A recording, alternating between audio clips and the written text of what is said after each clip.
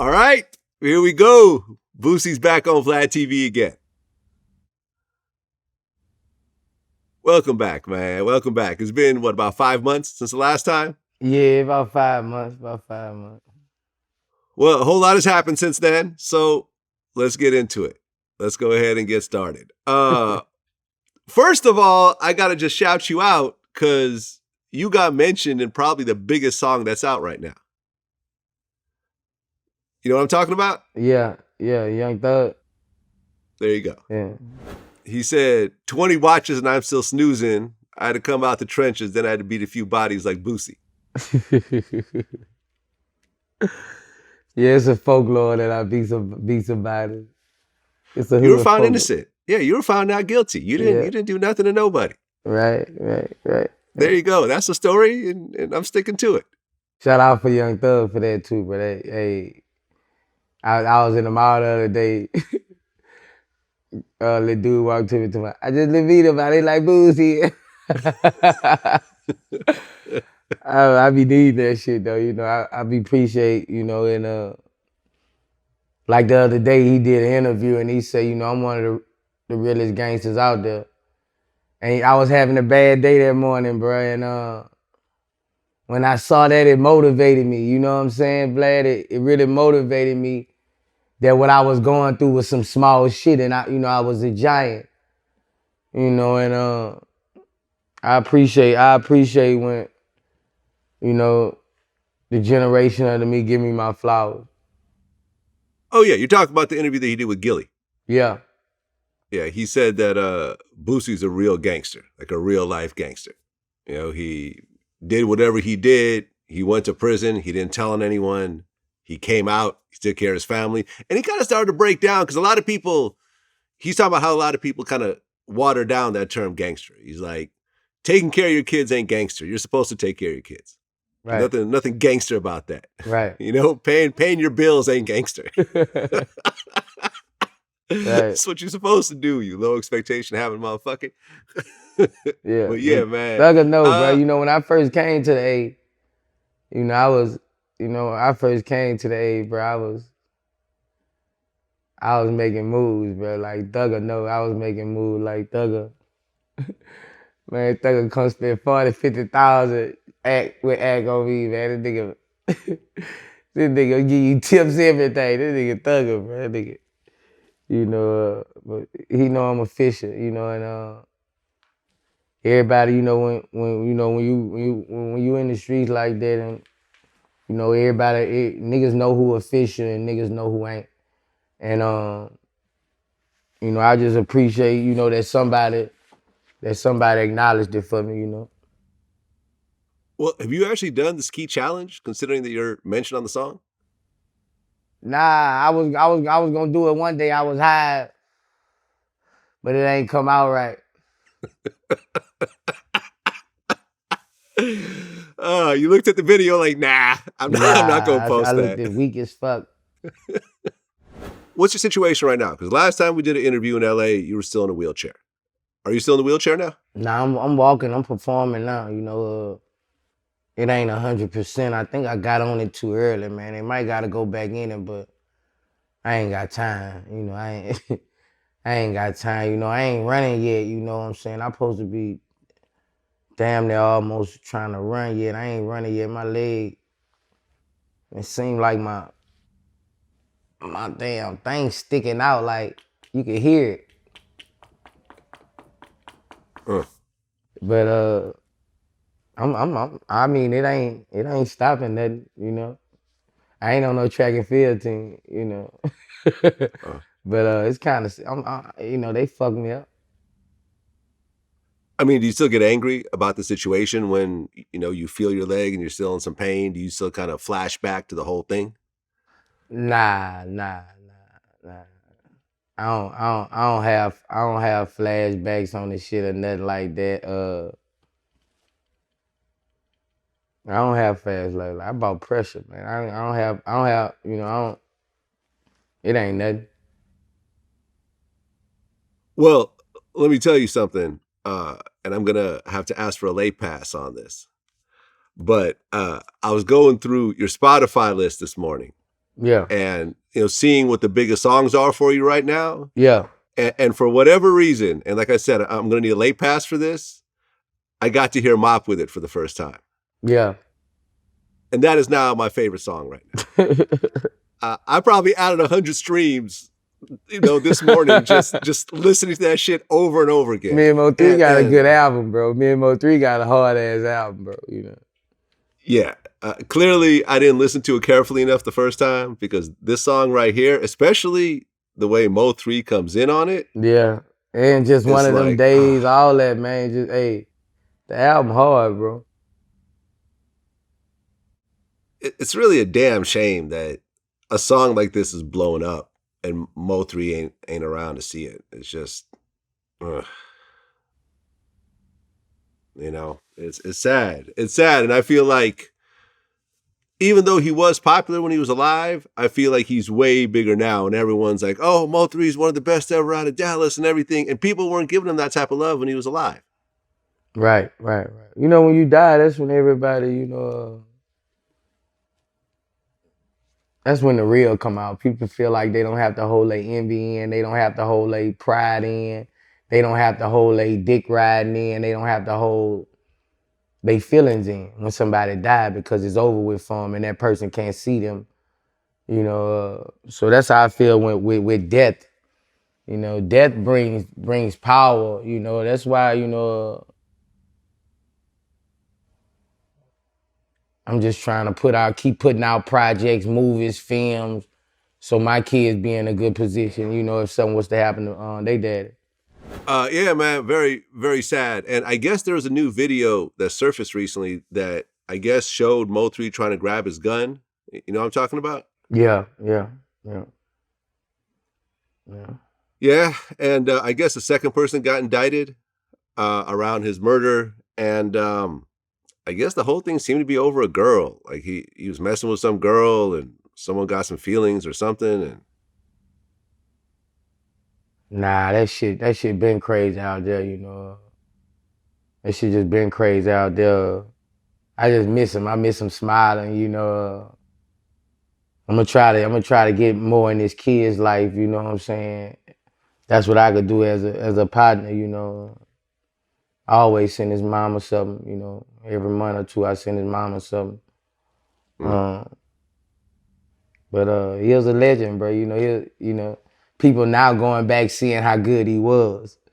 And that's people like, God damn, this motherfucker can sing, rap. People coming up to me at my shows like, bro, I ain't know Mo3 was that good, bro. Like, dude is my favorite right now. Like, I done heard that shit the past 3 weeks. That Mo3 they favorite now. Way in South Carolina, so. Right, because, let's just keep it 100. He was popular and he had some songs that were reacting, but when you looked at the biggest Dallas rappers at the time, he wasn't quite one of those. Everyone else, and I'm not going to put any names out there so people don't start competing, but other dudes were had more of the spotlight on them. He was sort of kind of in the middle, not underground. Yeah, he was the streets. Right. He didn't make he don't make the radio records. Right. Even if he's singing, it's something gangster in it. Right. Even if it's about a girl, so he was like the hometown, when I went down there and first saw him perform, that's what made me really fuck with him. When I saw him perform, Dallas knew that shit word for word. It was like some Boosie shit. Like, I never heard, nobody out that way who music, songs I never heard before, they knew word for word. So, he was just, straddling the fence, and he had just got with Empire, and he was finally making a big move. Empire had cut him a check, and, he was straight. Yeah, he was one hit song away from just being out of there. Yeah. And everyone knowing about him and everyone wanted to collab with him and everything. It was just that one song that never quite made it. But, it's sad. Like I said, I'd interviewed him. I like the dude a lot. It was very, very sad. Have you actually been back to Dallas since your shooting incident? Nah. Are you done with Dallas for now? Uh. I'm saying for now. I'm not saying Oh permanently. I'm yeah, just saying for now. yeah. For a little minute, for a little minute. Yeah. I mean, which makes total sense. Yeah, it does. Well, because I remember I interviewed young Bleu recently, and he was saying how he had a show in Dallas right around the time that you got shot. You know what I'm talking about? Right. And, there was a lot of word for him not to go there and, because he's affiliated with Boosie and everything else like that. But he ended up doing it and it ended up going cool. But, there's always going to be this kind of shadow over this whole situation, unfortunately, for the time being. Right. Yeah. Well, and congrats to young Bleu continuing to blow up. Right. So he talked about in our interview that he wasn't actually signed with you. It was more of like a kind of like a handshake deal. Like my situation is like it's more difficult than contracts. Like, you know what I'm saying? It's really more like, it's not really contracts. It's like loyalty. Like, you know what I'm saying? It's like more than contracts. Cause like I'm not technically signed to Boosie. I'm just signed to him like just because like we just tied in, you feel? We tied in. Like I said, he let me sign my other deal, you know what I'm saying? He let me go to sign my new deal, you feel me? I just, you know what I'm saying?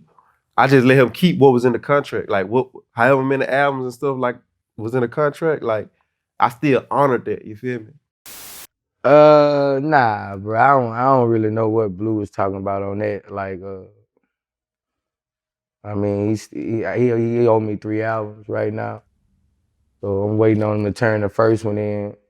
Turn this one in, and he probably was saying that because I'm not.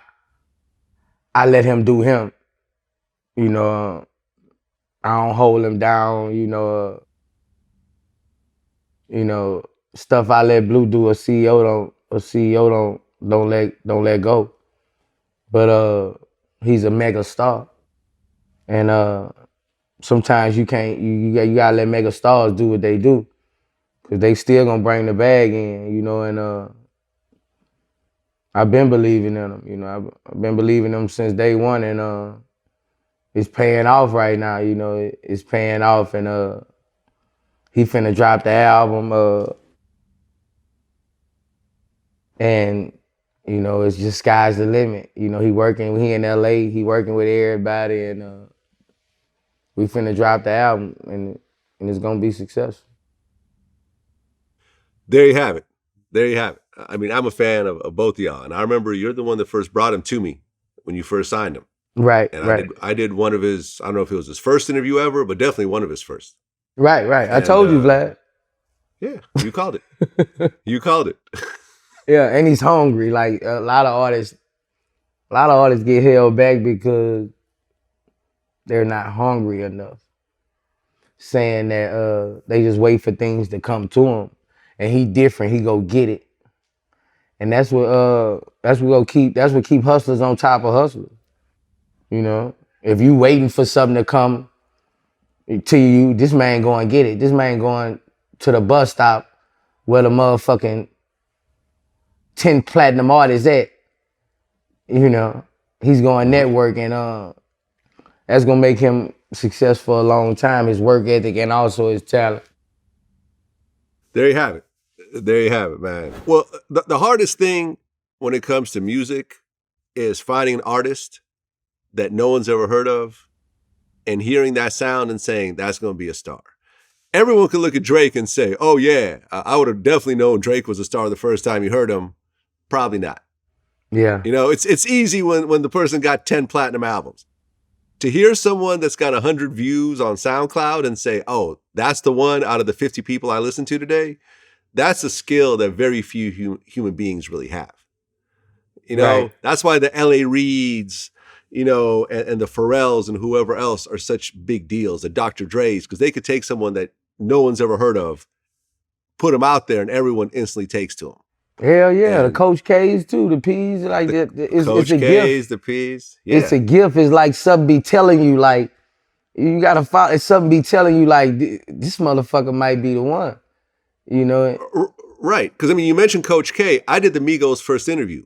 I was in Atlanta. It was like some BET Hip Hop Awards weekend. I met up with Coach K. He was supposed to get me a Gucci Mane interview. And he said, hey, I'm going to get you a Gucci interview, but just interview this new group I got called the Migos.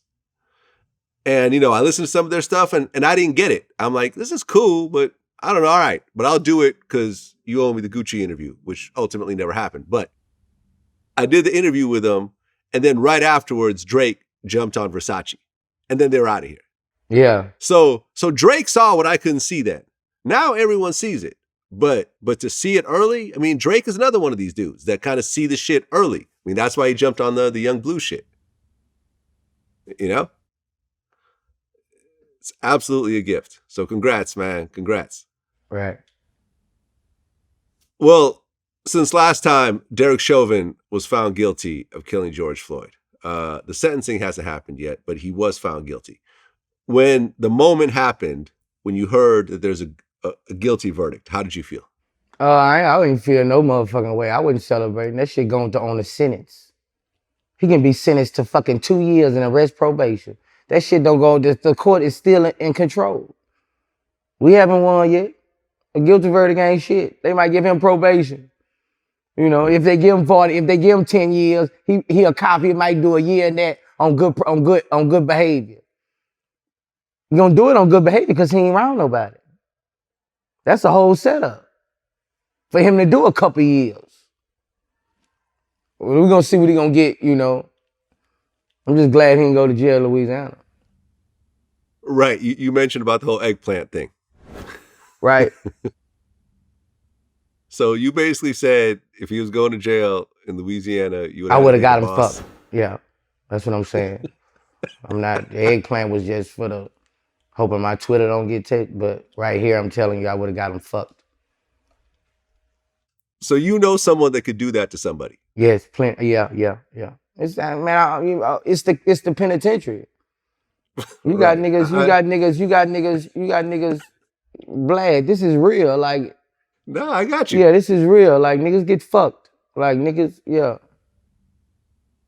Yeah, I just don't know anyone that could arrange something like that personally. I just don't know. It's a phone like call. It ain't. It's a phone call. It's nothing. It's a phone call.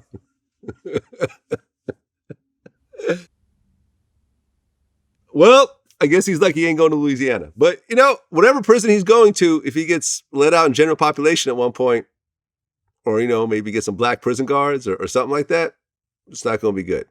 Yeah, like I was, man, when I first saw that George Floyd stuff, I was so hurt, bro. Because I don't look at it. I look at it as a hanging.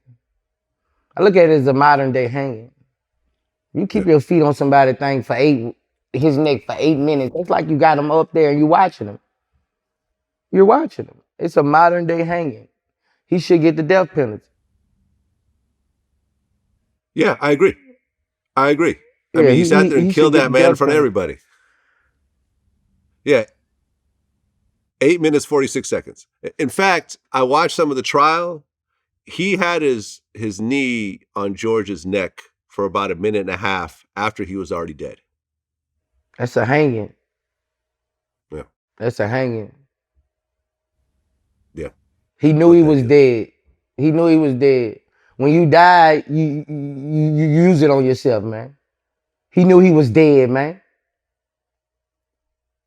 He smelt the decay, man. Fuck. People don't know real death. And the thing is, when they brought in an expert to talk, you know, with the prosecution to talk about what was happening, kind of play by play, I don't think a lot of people realize, I didn't realize this. When you're sitting up, it's easy to breathe, but lie on your stomach and see how hard it is to breathe. Yeah, just lying on your stomach without anyone on you. Just lie on your stomach, put your chest on the ground and take a few breaths and see how difficult it is just to breathe, just being on your stomach, how much effort it takes. Right. Then imagine another 200-pound man on top of you with his foot in your neck. On top of that. Right, bro. Like even when you smoking weed and you coughing, bro, you gotta when you raise your arms up and you get up and your lungs open up, that's how you breathe. Yeah, Like you down there, bro. That was a hanging. yeah. I agree. Well, the same day that Derek Chauvin was found guilty, Ma'Khia Bryant was shot by a cop in the same city. A Right, 16-year-old girl. right. Did you watch the footage? No, but I read about it and another murder. Another murder. You could have tased her. You could have tackled her. You're a nice side. You could have tackled her. You could have did anything but kill her. They it's out of hand, bro. It's out of hand, and I was so hurt because I was thinking about my daughter. You know what I'm saying? I called and checked on my daughter, who be cutting up in Baton Rouge and getting into fights and shit. That shit had me call. You know, thinking if somebody call my and shoot my daughter. You know, I couldn't live with that on. I couldn't live with that as a person, as a police killing my daughter, and I didn't, and I don't, and I can't do nothing about it. And I didn't protect my daughter. That would crush me. I couldn't look at my other kids' faces. Well, I watched the video and I actually researched the whole situation. So what had happened was Ma'Khia or Ma'Khia, I'm not quite sure how to pronounce her name, so I apologize if I mess her name up. She was actually a foster child in this one family, although her grandmother was nearby. What had happened was she got into an argument with her foster mother, and I guess the foster mother's other two daughters came over, who I think were like 18 or 19 years old. They got into an argument with this girl, and I guess one of the other kids, the 18 or 19-year-old ended up spitting on Ma'Khia's grandmother, and she just snapped. And a fight started. She grabbed a knife, and then when the cops showed up, she still had the knife, and she was trying to stab those other girls, and that's why the cop opened fire. You're right. I mean, he could have tased her. He could have potentially done something else, but he opened fire and he killed her right there. And it make you want to hate the police. And hey, bro, like the police out here ain't fucking with me like that, man. It's so crazy because, bro, I got stopped the other day, bro. Smell of weed in the car, Oh, Boosie, man, just go ahead, bro. Go ahead. I want to see you on Instagram. Go ahead, man. Go ahead. You know what I'm saying? This is like the third time. Like, police out here is not hating on me. Like they see me. What up, Boosie? Like this real shit, Vlad. It fucks me up. My daughter was in the car in my Maybach truck the other day, right? I let her. She riding around the city. She like, Daddy, the police pulling on side me, tell me, speaking to me. She's like, Daddy, like. But when I see that, it just flipped me again. Like, I be like, hey, bro, this shit is crazy. These police, bro. But I'm not having them problems in Atlanta, and it's crazy, bro. Well, not every cop is a bad cop. I think most cops are just there to do their job and go home and see their families. I don't think most cops are there to try to fuck with people and try to make people's lives miserable. But unfortunately, there's a percentage of cops that are like that. And, it starts to create, the bigger problem. Now, you could say, well, it's only a few cops and all cops shouldn't be judged by it. But you can't say, well, only a couple of airline pilots crashed the plane last week, so you shouldn't judge all airline pilots by that. There has to be a higher level of standards for everybody. But I've had real asshole cops I've dealt with. I've had cool cops. I've had cops pull me over and arrest me nicely and say, listen, you got an expired driver's license. We're going to have to arrest you. We're going to politely ask you to come out the car. We're going to handcuff you.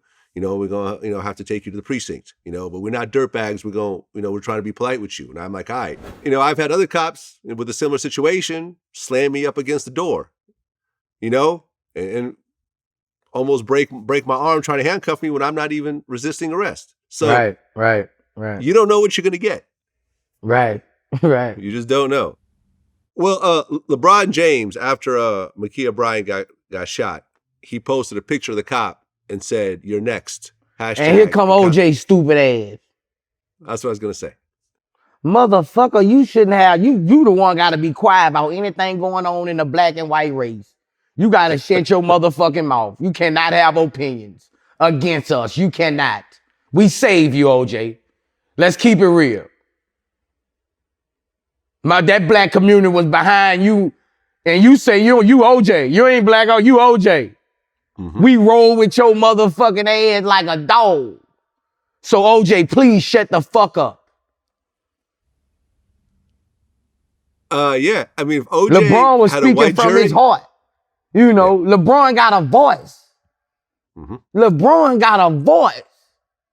If he don't use his voice, why is he that big? If he don't use his voice, he got a right to use his voice.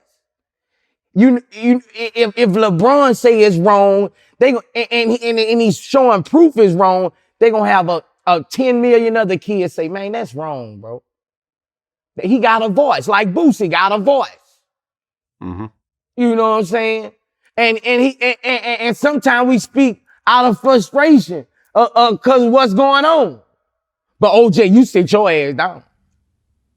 You don't say shit. Right. OJ shouldn't talk about murder in any regard for any reason whatsoever. All my people was behind OJ. Yeah? We had a whole house full. I remember we had a whole house full behind him. So you were cheering when OJ Yes, I was. Yes, I was. Man, they got drunk as a motherfucker by my grandma when OJ won. Shit, it was like a, man. Bro, OJ, sit down, bro. Sit down.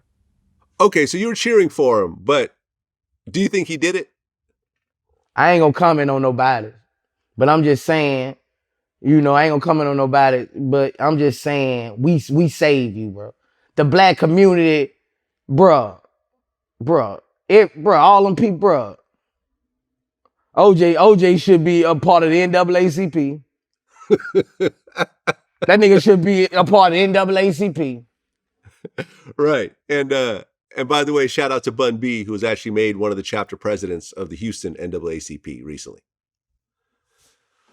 I hit him up to congratulate about that. Shout out to Bun.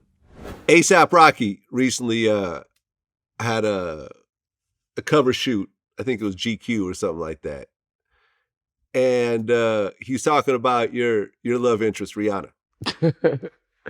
He said, she's the one, she's the love of my life.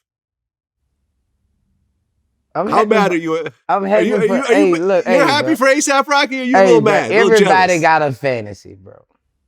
Me, you, the world has a fantasy. And, Rihanna was a fantasy of mine. I haven't even been commenting on Rihanna lately. After I saw her with A$AP Rocky. I got a level of respect for motherfuckers at the same time. I haven't been, on that Rihanna shit like that. Because I fuck with A$AP, I fuck with A$AP, I'm happy for A$AP. You know what I'm saying? Everybody coming at me. The nigga, I ain't never date Rihanna. You might want to talk to one of her exes. I ain't never talked to Rihanna. You might want to talk to one of her exes, how they feel. I don't feel no way. You know what I'm saying? I'm happy for A$AP and Rihanna. Yeah. I mean, I can see them as a real couple. I don't think that's, for the gram. And if that's love of his life, man, great. Happy for the two of them. He need to put a ring on it. He need to go and put a ring on it, dog. They look good together, too. He need to put a baby in there, really. I would have been skeeted in him. I would have been skeeted in him. I would have took that motherfucker off. Yeah. I mean, Rihanna's definitely someone that you want to impregnate if you have the chance to do it. Yeah, if you got a chance, if you hitting her raw, you gotta Yeah, you got a raw dog her. You know what I'm saying? If you're in love, I don't see why they should be wearing protection if they're in love like that. You know that I definitely would be raw dogging them. There you have it. There you have it. Well, last time you were here, we had a conversation about Lori Harvey. And that turned into a whole thing. Right. We were going viral for like a whole week. Yeah, a lot of people mad at me. A lot of people are mad. A lot of women was mad at me, bro. Okay. So break down your point of view on the whole thing after everything has happened. I was just saying, you know, I don't give a damn what she does. You know, that's her body. You know, I was saying she a beautiful woman. That's what I was saying. But I was saying as far as young girls, I feel that's not goals. You know, I feel that's not goals, you know, and probably because, you know, I was raised that way. You know, I don't, you know, if a girl did that in my neighborhood where I'm from, she would be labeled as something. You know, and I was just saying that's not goals. If you're saying that's goals, that's not goals that, you know, I would want young ladies to look at, you know, like as far as goals, you know, probably because my upbringing. But, you know, today is a different thing.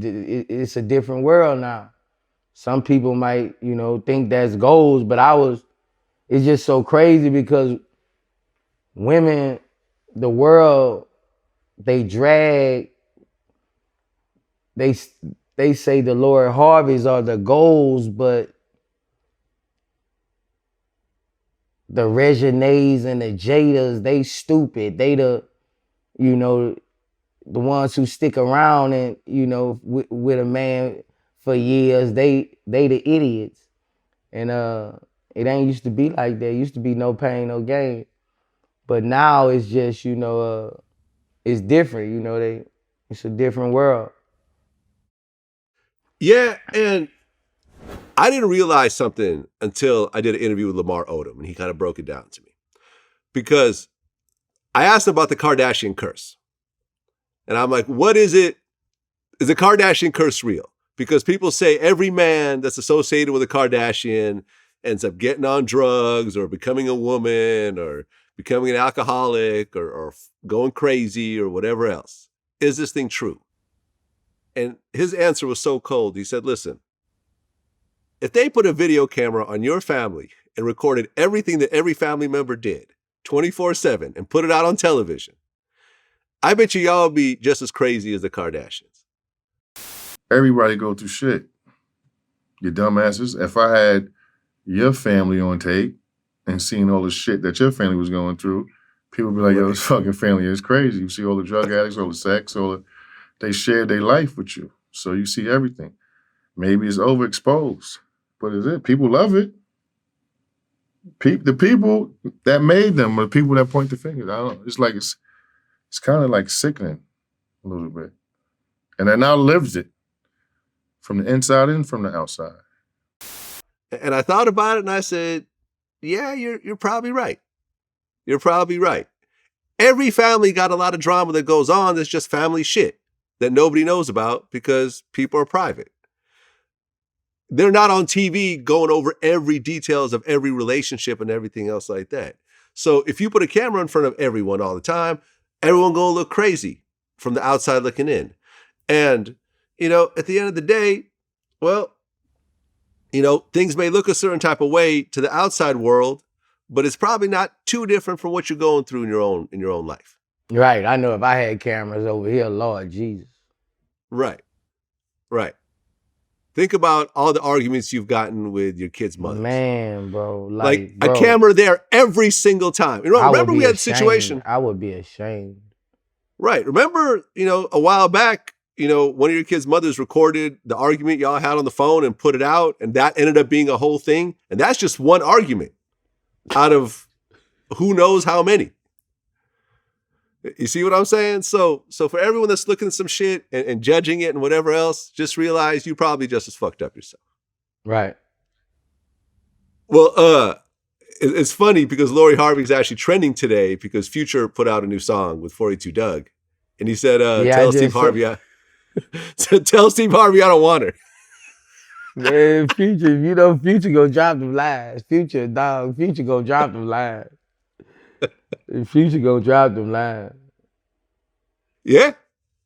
Yeah. And of course, people are, now everyone's comparing Michael B. Jordan to Future. And it's like all the women say how much of a better catch Michael B. Jordan is because he don't have kids. They going off on Future right now. Right. They mad because Future slid, and they mad because Future made Lori Harvey, one of the ones in the crayon box. So that's what I call it, a crayon box. You been in my crayon box, you just got took out and colored, and yeah. That's Future Scorpio, he ain't gonna stay too long. Right. And I just want to point this out because when all the shit was happening about the Lori Harvey statements that you made and so forth, what people were trying to say was, well, you don't know that Lori was sleeping with all these men. She may have gone on vacation with this man and stayed in separate rooms. Vlad, let me tell you this, Vlad. In this industry, we are grown. Right. We are successful. Yes. That S in successful stands for sex. It comes with it. You know why we go fly away with other people? So we can have our relationships in rooms and where we're not stalked. You're going on trips, you're getting fucked. We can talk on the phone and FaceTime. We don't have to, we're not sleeping in separate rooms when we go out of town. We're fucking. We're grown. If somebody went out of town with me, we're grown. That's how it is. A celebrity is not taking a celebrity out there to look at the waves, to look at the motherfucking scenery in Hawaii. We're not going for that. To hold hands and walk down the beach and not do anything. We're not going for that. We're grown. We have hormones. So all that not fucking shit, we're not going cross seas to jack off. Like, let's be real. Like this is the industry. We're grown. Once we pick somebody and we travel, once we travel with them and we're taking it there. Right. Not to say, because I know how this is going to get kind of taken out of context. Not to say that it took out of context. Right. Well, I'm just going to say this. Just because you take a woman on a trip does not mean she has to have sex with you. There's no contract in place. But I have never taken a girl out of state on a vacation somewhere and had it be platonic. Not me. Not in all my years. And you Vlad. I'm Vlad. That the nigga, these sharks you talking about. These sharks. You're Vlad. Just think about it, Vlad. It don't add up, Vlad. Like even, I didn't fuck with artists, bro. When they didn't had a girl somewhere, I didn't had a girl somewhere. We're in the same beds. We're smiling. We're happy. It's a vibe. Mm-hmm. Don't lie to the world. People need to get off that shit. That's why you talk for a minute before you go to flying out and all that shit. You talk. Right. Once we go there and we're living in the same bed, we're fucking. It's expected when you fly out of town. It's like the prom. You finna get fucked. It's the prom. It's time to meet up and take it there. You finna be 3 days with somebody and you're not doing anything? You don't like women. You're definitely attracted to another fucking sex.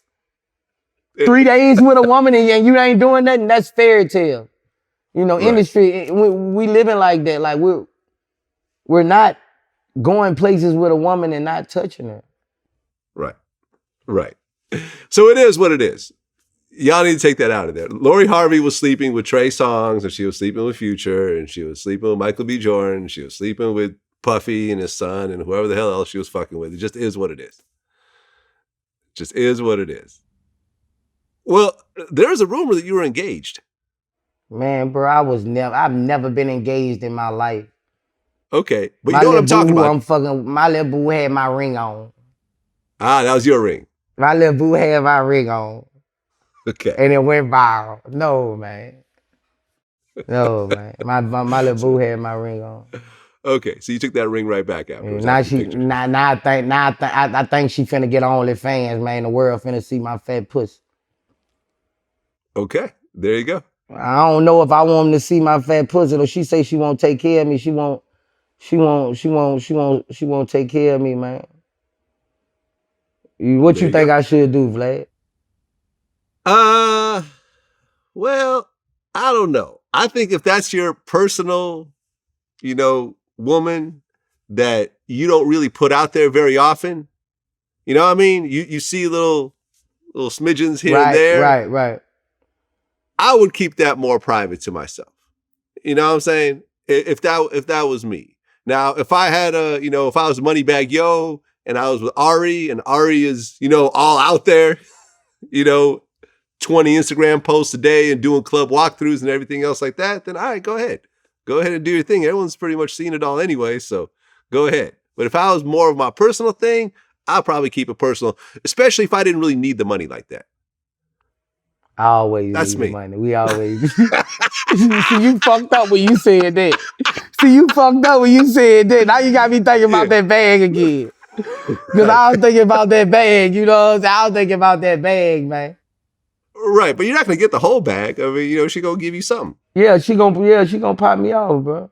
Right, but she's not going to give you, you're not pimping her. You're not going to get I ain't pimping 99%. No, That's what I'm saying. You're not going to get the whole bag. You're going to get something nice. You get a nice watch, maybe a nice chain, something like that.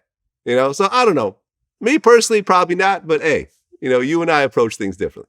Right. Have you seen the picture of Serena Williams? Who? Serena Williams. Oh, yes. I hope that's fake. You know what I'm talking about? I hope that's fake. Well, she posted it herself, so it's not fake. Oh, my G. She trying to match her baby dad. I think if you're doing that, you don't like to be black. Like some people, you be around white people so much you won't look like them. Just like white people be around black people so much they want to look like them. It's the same thing. Once you're around that, it conquers you. You get the bouncing, you get the won't take, you get the won't, you know what I'm saying? You've been around white people, only you want to look like them. That's what I take from it. That's my answer. Well, you could be around other races and not want to look like them. Yeah, you can, but you can be around other races and want to look like them. Yeah, I've been around black people most of my life, but I know a lot of you know a lot of white friends that got around black people and turned black. I interviewed a dude named Nuka Zeus who actually started taking pills to turn himself black. You ever seen that guy? Nah? Hold on, I'm going to show you a picture real quick. This guy right here. It's a white dude, a straight white dude that started taking pills, made himself look black, got cornrows, put, I think, Black Power tattooed on his arm. It basically said that he don't want to be white anymore. That he's. Why would you think Serena would do that? Man, I don't know. I don't know because it's not like, let me put it like this. It's not like Serena hasn't been a sex symbol most of her adult life. It ain't like motherfuckers haven't been doing songs about her, body mean like Serena Williams. And she would wear the cat suit and have her ass and titties all out and, had a lot of high profile, like her and Common were together for a while. I know what it might won't be. What is it? She tired of the dark skin. She won't be a red bone. That might be it. I'm good with character. That might be it. She won't be a red bone, man. Yeah, I don't know if that's red bone. Either she won't be white, or she won't be a red bone. It's all them three. She won't be white, she won't be a red bone, or she won't match her baby daddy in the family pictures. Well, it's actually her husband, but you know. Man, her husband. My bad. Her husband. Sorry. Her husband. I don't know, man. Like, just think of why would you do that? I mean, I can tell you if I were to guess, I'm she almost is the positive. symbol for black, dark-skinned, thick women. She's like the poster child. Yeah. Right. A natural, thick body, real ass, titties, in shape, body toned, and if I were to guess, I'm almost positive that her husband wasn't the one pushing for this. He had to. I don't think so. He had to. I don't think so. I think so. I don't think so. I don't know. Unless she wearing the pants in a relationship. I mean, it might be like that. I come from, like I told you, I was raised different. A husband run that household. How I was raised. Right. He gonna be the overseer and he gonna call that shot. Right. But she's physically stronger than he is, number one. So you saying Serena beat him up? She could. Absolutely. A boxing match between Serena Williams and her nerdy husband? Absolutely. She's a world-class athlete. Yeah, she gonna tackle him and yeah. Give him some elbows. So you saying you think she made that decision and he went against it, or he just amanned it? I mean, what do you do when your wife just shows up and she's looking like that? I mean, you gotta support her, I guess, but I mean, at the end of the day, he married her. We going back to that motherfucker. We gonna get that guy out for a drive. She doesn't look the same, Vlad. She doesn't look the same. And but here's the thing, though. He married her looking dark-skinned. They had babies. They had a baby of her looking dark-skinned. If he had a problem with the way she looked, that would have been addressed before they got together and before they got married or whatever else. You see what I'm saying? Right. I don't know. White dudes, as someone who dates black women, like, we're not on that colorism shit in the same way that I've seen other races be on it. You see what I'm saying? Like, or like hair and stuff like that. Like, I personally like natural hair with women, but, I know a lot of black men who don't. You know what I mean? But for me, I've never really cared about that. But usually the women care more than I do. You see what I'm saying? So when a white dude is with a black girl, something I can relate to, they're not trying to bleach their skin and straighten their hair and do all this extra shit. They like them for who they are. That's why it do be different. I don't understand why a white man, you see him in the airport, he got the baddest the baddest black bitch you done seen in 3 years. Yep. But the black dude got a white girl look like motherfucking Miss Piggy. I don't understand that shit. I swear to God, I don't be understanding that shit. Me and my boy was talking about that the other day. We like, dude got a bad chick. Then a dude come in there, this nigga, he go, bro. I was like, bro, we gotta do better if we gonna get the if we gonna get the white girls, we gotta do better. Fellas, we just can't, I told my boy that one day. He was like, man, them white girls gonna ride with you. They gonna ride with you, man, I'm telling you. You need to get you a white girl, Boosie, they gonna ride with you. Man, get the fuck on. I like my beautiful black women. Yeah, I remember me and Willie D were talking about this on the phone a while back. And he was telling me when he was younger, his homie called him and it was like, hey man, come over. I got some girls over here. And Willie was like, how they look? And his man like, man, they light skinned. They look good. And it wasn't until he got older that he realized the bullshit. You know what I'm saying? Like, assuming that a girl looks good just because she's light skinned. Just like that assumption, but we're talking about the 80s. We're talking about 40 years ago. Right. You see what I'm saying? Right. These days, it's a little bit different. people a little bit more aware of this shit. But back then, I mean, you know what I'm talking about, right? You know, you yourself, it doesn't look like you subscribe to any of that, you know, based on what your kids look like. Right. But other people are on that shit. You know?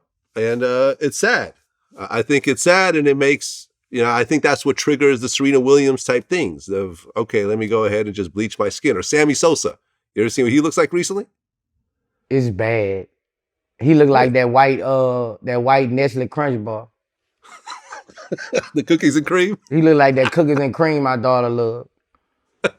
I saw Sammy Sosa, oh Lord. I was finna, hey, I posted Serena like, bruh, Serena, we need you right now. We need your face to be black. Like, for real.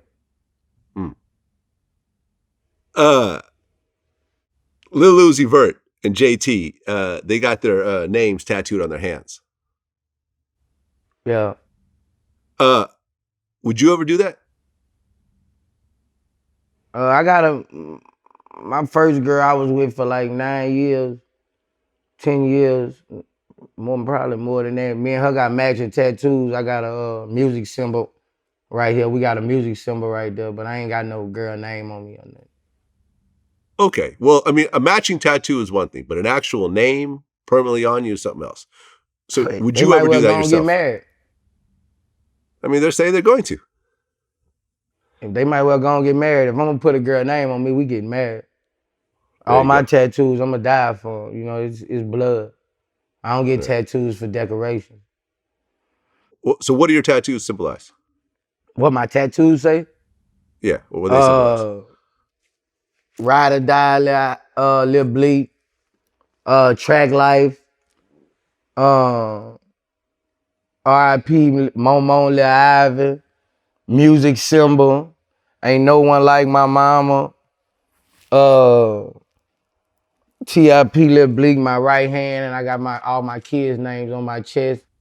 I got Boss Man right here, Badass Music Syndicate, my label. You know, everything means something. I don't get tattoos for decorations because they hurt.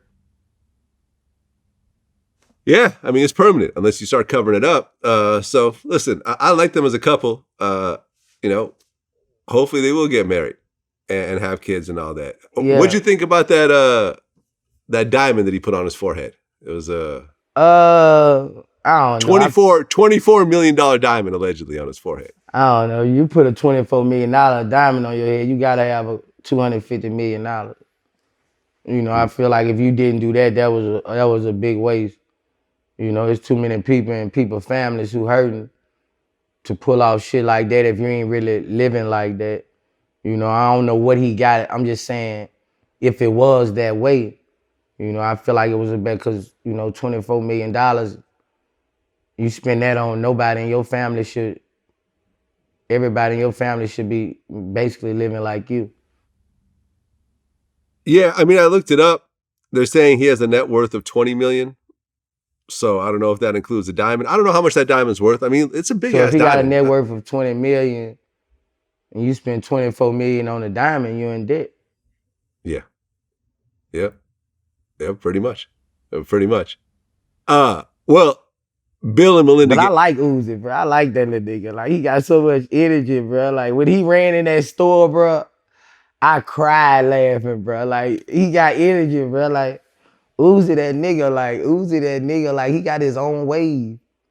Like, you can't Uzi's stop dope. his wave. Like, he got his own wave, bro. Like, you know. I met Uzi. Oh, yeah. I met Uzi when Uzi first started. Like, I met him in Lenox Mall. You know, I ain't know who he was. My little nigga, like, nigga, that's Uzi Vert. I'm like, oh yeah, but I had heard of Uzi Vert, but I didn't know him from seeing him. And when I saw him, I was like, this little nigga here gonna be a star. Like, I saw it. I was like, this little nigga here gonna be a star. He was already a star. I just went on to his face yet. Yeah, I mean, I remember reading this interview about him. He said that before he blew up, he went to go get this job, you know, some whatever minimum wage job. He didn't get the job. After he didn't get it, he went straight to the tattoo parlor, got his face tatted up, and said, all right, these face tats are going to prevent me from having to go get another job because no one's going to hire me. So this music's just going to work no matter what. And it worked out for him. Worked out. Takes a lot of guts to tattoo your face when you haven't sold a single record. Right, you know what I mean? right. He had it mapped out. Yeah. I mean, it's one thing to be, you're 10 times platinum, you could tour forever, your royalties going to come, whatever, and you're just going to start to, and you're Lil Wayne essentially, Lil Wayne could tat up his face and it doesn't matter. Right. He's always going to get a check no matter what for being Lil Wayne. Right. But to be sitting there applying for minimum wage jobs and you're so sure of yourself, you're so sure of your ability that you're going to make sure that you can't work in a regular job anymore, and you're going to make this music shit work, even though you got 100 streams and you haven't sold a single record, you haven't done a single paid show. Man, you got to salute that. I would never tap my face, Vlad. I would never. Nah, man, I seen too many people in court, bro, coming up, I seen judges treat people different, with face tattoos, So that always stuck with me ever since I've been going to court a long time, even seeing my uncles go to court, even being small, and people who look like that, the judge treated them different. So yeah, facts. Which is why if you're gonna do music, you should stop doing crime. Right. As quickly as possible. Right. As quickly as possible. You don't want to be the guy with the face tats who got caught for burglary and you haven't sold any albums, and now you just got 10 years, so forget whatever music career you had planned out. Right. If you go and do it for the music, make sure that's all you do moving forward. Well, Bill Gates and Melinda got divorced. Bill Gates is worth $130 billion. He gave Melinda $1.8 billion in stock the day that she filed the divorce payments. She's worth like $2.3 billion. The interesting conversation that was happening around this is, not too long ago, Jeff Bezos got divorced from his wife as well, and he was worth $100-something billion. And people started pointing out that the two richest men on earth can't keep their women happy. But what's your take on that? Shit, when you that rich, they supposed to keep you happy. Real shit. Hey, when you got that much money, it's no limit to how you can live. There's no limit to how you. If you want 19 wives, you deserve 19 wives. You can take care of everybody. Fuck that. Yep. There's no limit to how Bill Gates should have to live. It's no limit. That's how I feel. Other people in the world will feel different. But if you got $138 billion, $138-something billion, like, you supposed to have threesomes, foursomes, you supposed to, live your life to the fullest. You expect a man like that not to live? And I was saying that once before, that people have so much money and be living miserable lives. Can't do what they want, living miserable lives. Let me find out Boosie living better than Bill Gates. So you got to be happy with that. You got to he wants to be happy. You don't see his swag? Bill Gates can go out with me now. Yeah, man. I mean, look, you got 130 billion. You could take care of a whole state full of women. You could take care of 10,000 women if you want. You could have a different woman a day, a different one every 10 years that you're taking care of. But at the end of the day, I mean, look, maybe she wanted something different. Maybe she, Lunel said maybe she wanted a black dude from Jamaica to blow her back out. Who knows? All I know is Bill Gates look happy, like his swag, like he's swagged out right now, like, that look he got right now, he happy.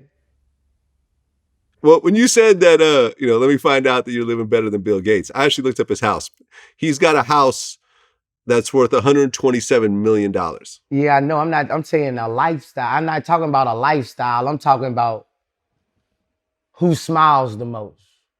Okay, fair enough. They got some millionaires who don't smile and have a better life than people with $20,000. Yeah.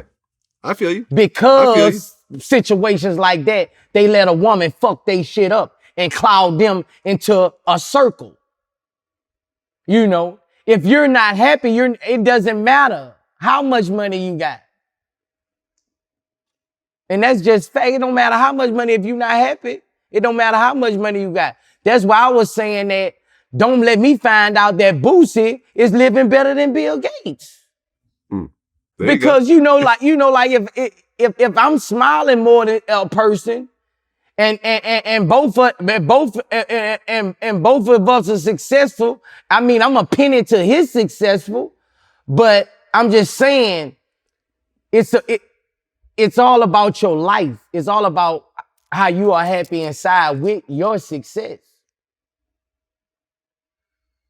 If Melinda Gates, I got millionaire tech friends who barely know I even talk to a woman. You know, they come to me, you know, I send them pussy. Like they're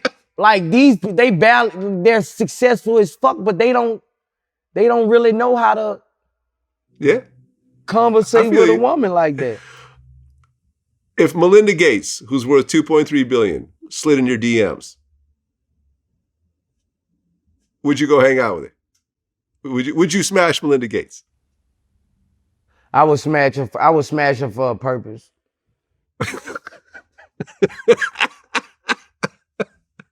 That's nothing I would fuck on the regular. That's nothing I would stick my dick in without a purpose. Okay, what would that purpose be? For her to invest in me. Okay, there you go. And my products and things like that, and start some new ventures with me and things like that. I mean, she could buy you a sports team. Right. That's what I was saying. I would tell her. That would be my drive for her to make me richer. You know that. You know, I know by what she has, I can flip that and make some things happen. You and I talked about your house a while back, but I actually went back and kind of did some digging and got some numbers. And you know, if you want me to cut this out, I'll cut it out for you. But this is something that we discussed before. But I actually looked up, you know, the history of where you live, of your house. And you mentioned this before. You bought the land originally. You bought a piece of land with no house on it, right? Right. Now, I actually looked up the history of the land that you bought. In 2018, the 15 acres that you live on was listed for $115,000. Right. In 2019, it was purchased by you, I believe, for $70,000. That's the one on side of me. That's not your... No, I got the one on side of me too, the other 15 acres. Yeah. That I posted on Instagram that I got from the black lady. That's right next door to me. Okay. So the house you live in, I mean, your original land, how many acres is it? I got 44 acres right here. I got 15 next to it. I got that for $70,000. Okay. Tomorrow I buy the land next door also for $180,000. I gotta get the wire. $180,000 tomorrow. Okay, so you own around 60 acres right now, and then tomorrow is going to be another, 15? Add 15, yeah. So it's about 75 acres. Yeah, close to 70 acres.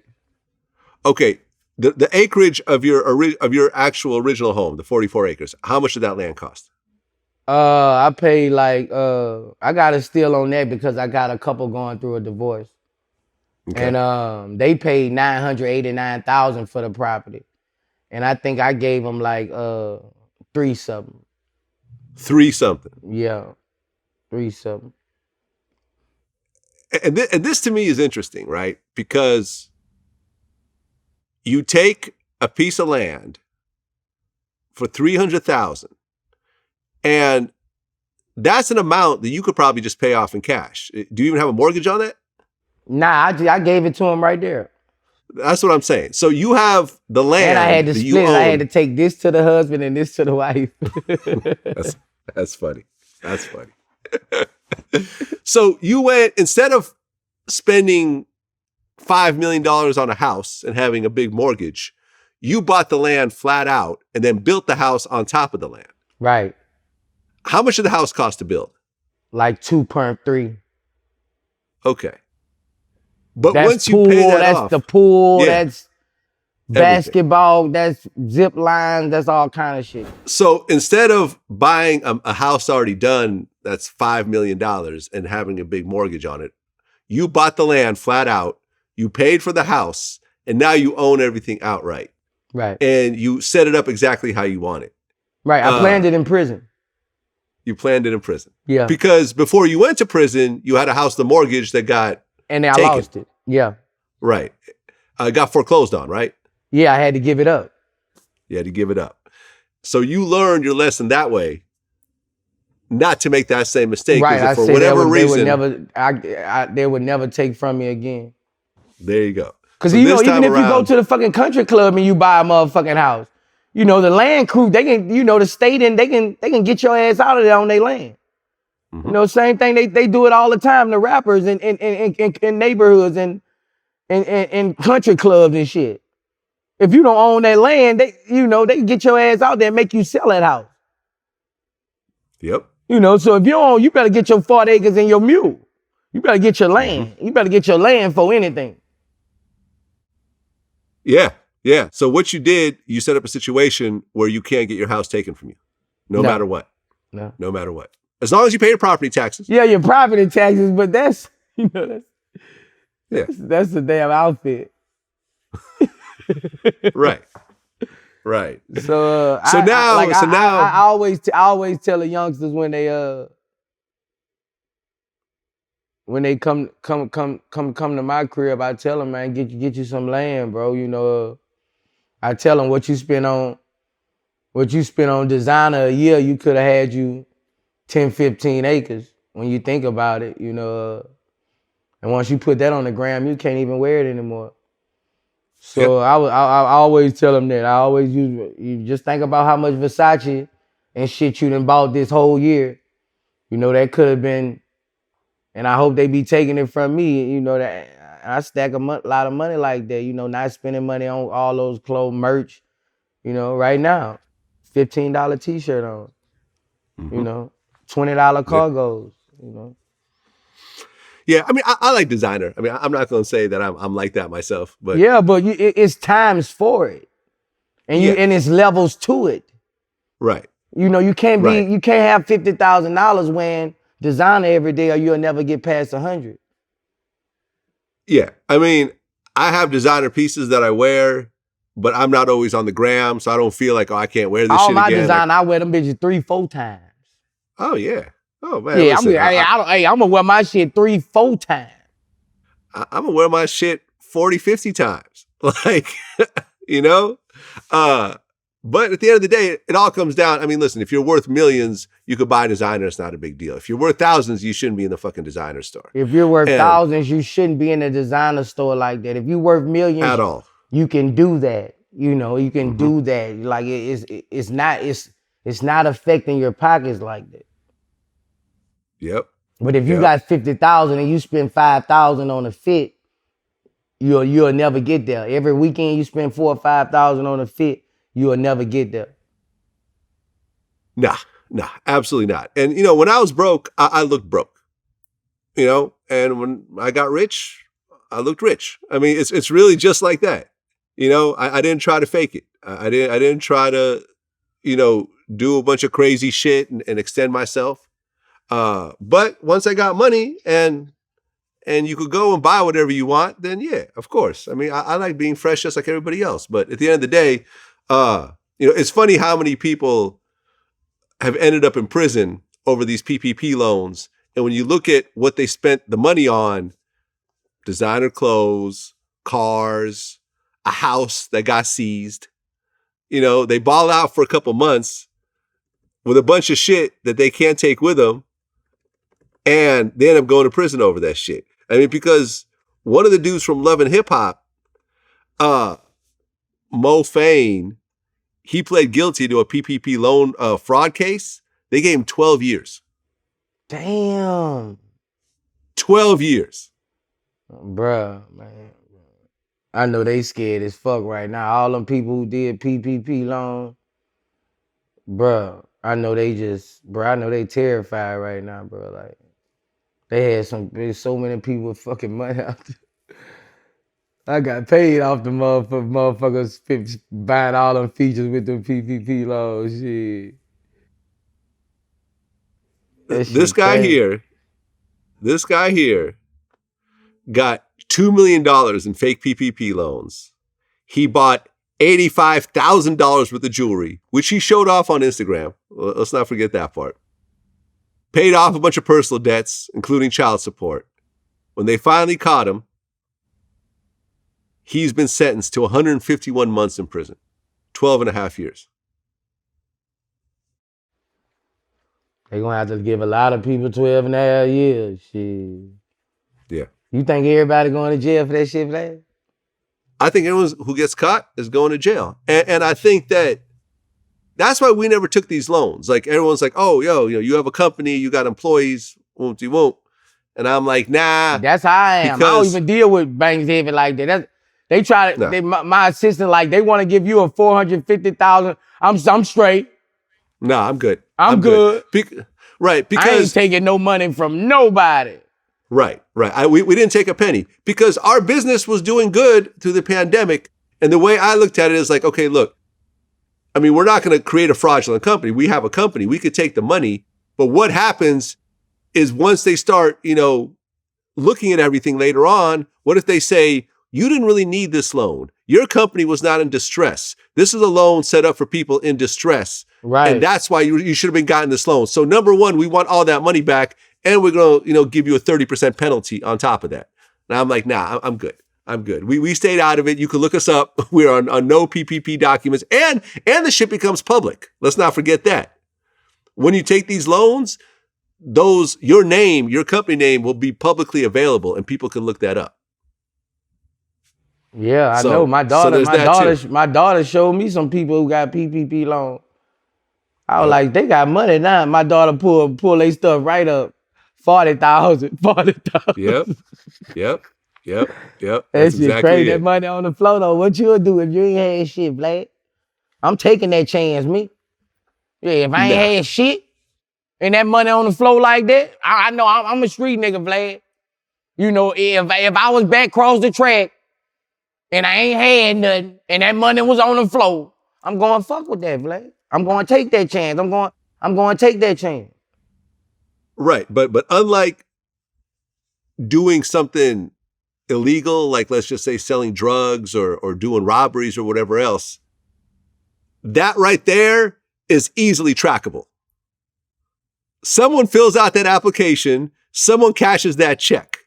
It is so easy to track that you are guaranteed to go to prison. If you buy a brick, you could say, I don't know, it wasn't me, whatever else. Now this person's lying, whatever else. But you get a check from the government with your name on it that's going to an address that you have to put into a bank account. You can't get away from that. You get hypnotized. They get hypnotized by others. You gotta understand that. When they friend come around with that 20,000 and nothing but dubs, you heard me? Just come from the mall, Louis V down. Right. And you still on that fucking corner eating sandwiches. Right. You gotta think you're hypnotized by others, Vlad. Yeah. Your girl who ain't never had shit, ain't none of it, she come with $40,000. And she acting funny with you. I ain't real shit, Vlad. Yeah, that nigga who been getting shitted on his whole life in the neighborhood. He ain't never had, how many people ain't never had nothing in the neighborhood? They been talking about him. Big ass shoes on, they been talking about him. He gonna get that money. And the baby mamas who think the judge gonna be nice with them, they gonna get that money too. I got 3 children. That judge ain't gonna. I'm telling you, the baby mama got all them children. Think the judge gonna be nice on them. Yeah, we'll see. They got motives now. They got motives now. The prisons are gonna get filled up. The prisons are gonna get filled up with They gonna have to. PPP They gonna have to scammers. build a new prison. They probably will. They probably will. Well, a few months back, you had a casting call for a music video you were doing with the baby, a song called Period. Yeah. You offered $554 for someone to get smacked on camera. Yeah. I guess someone stepped up. The dude looked kind of homeless, if you ask me. I'm not saying he homeless. He just looked homeless.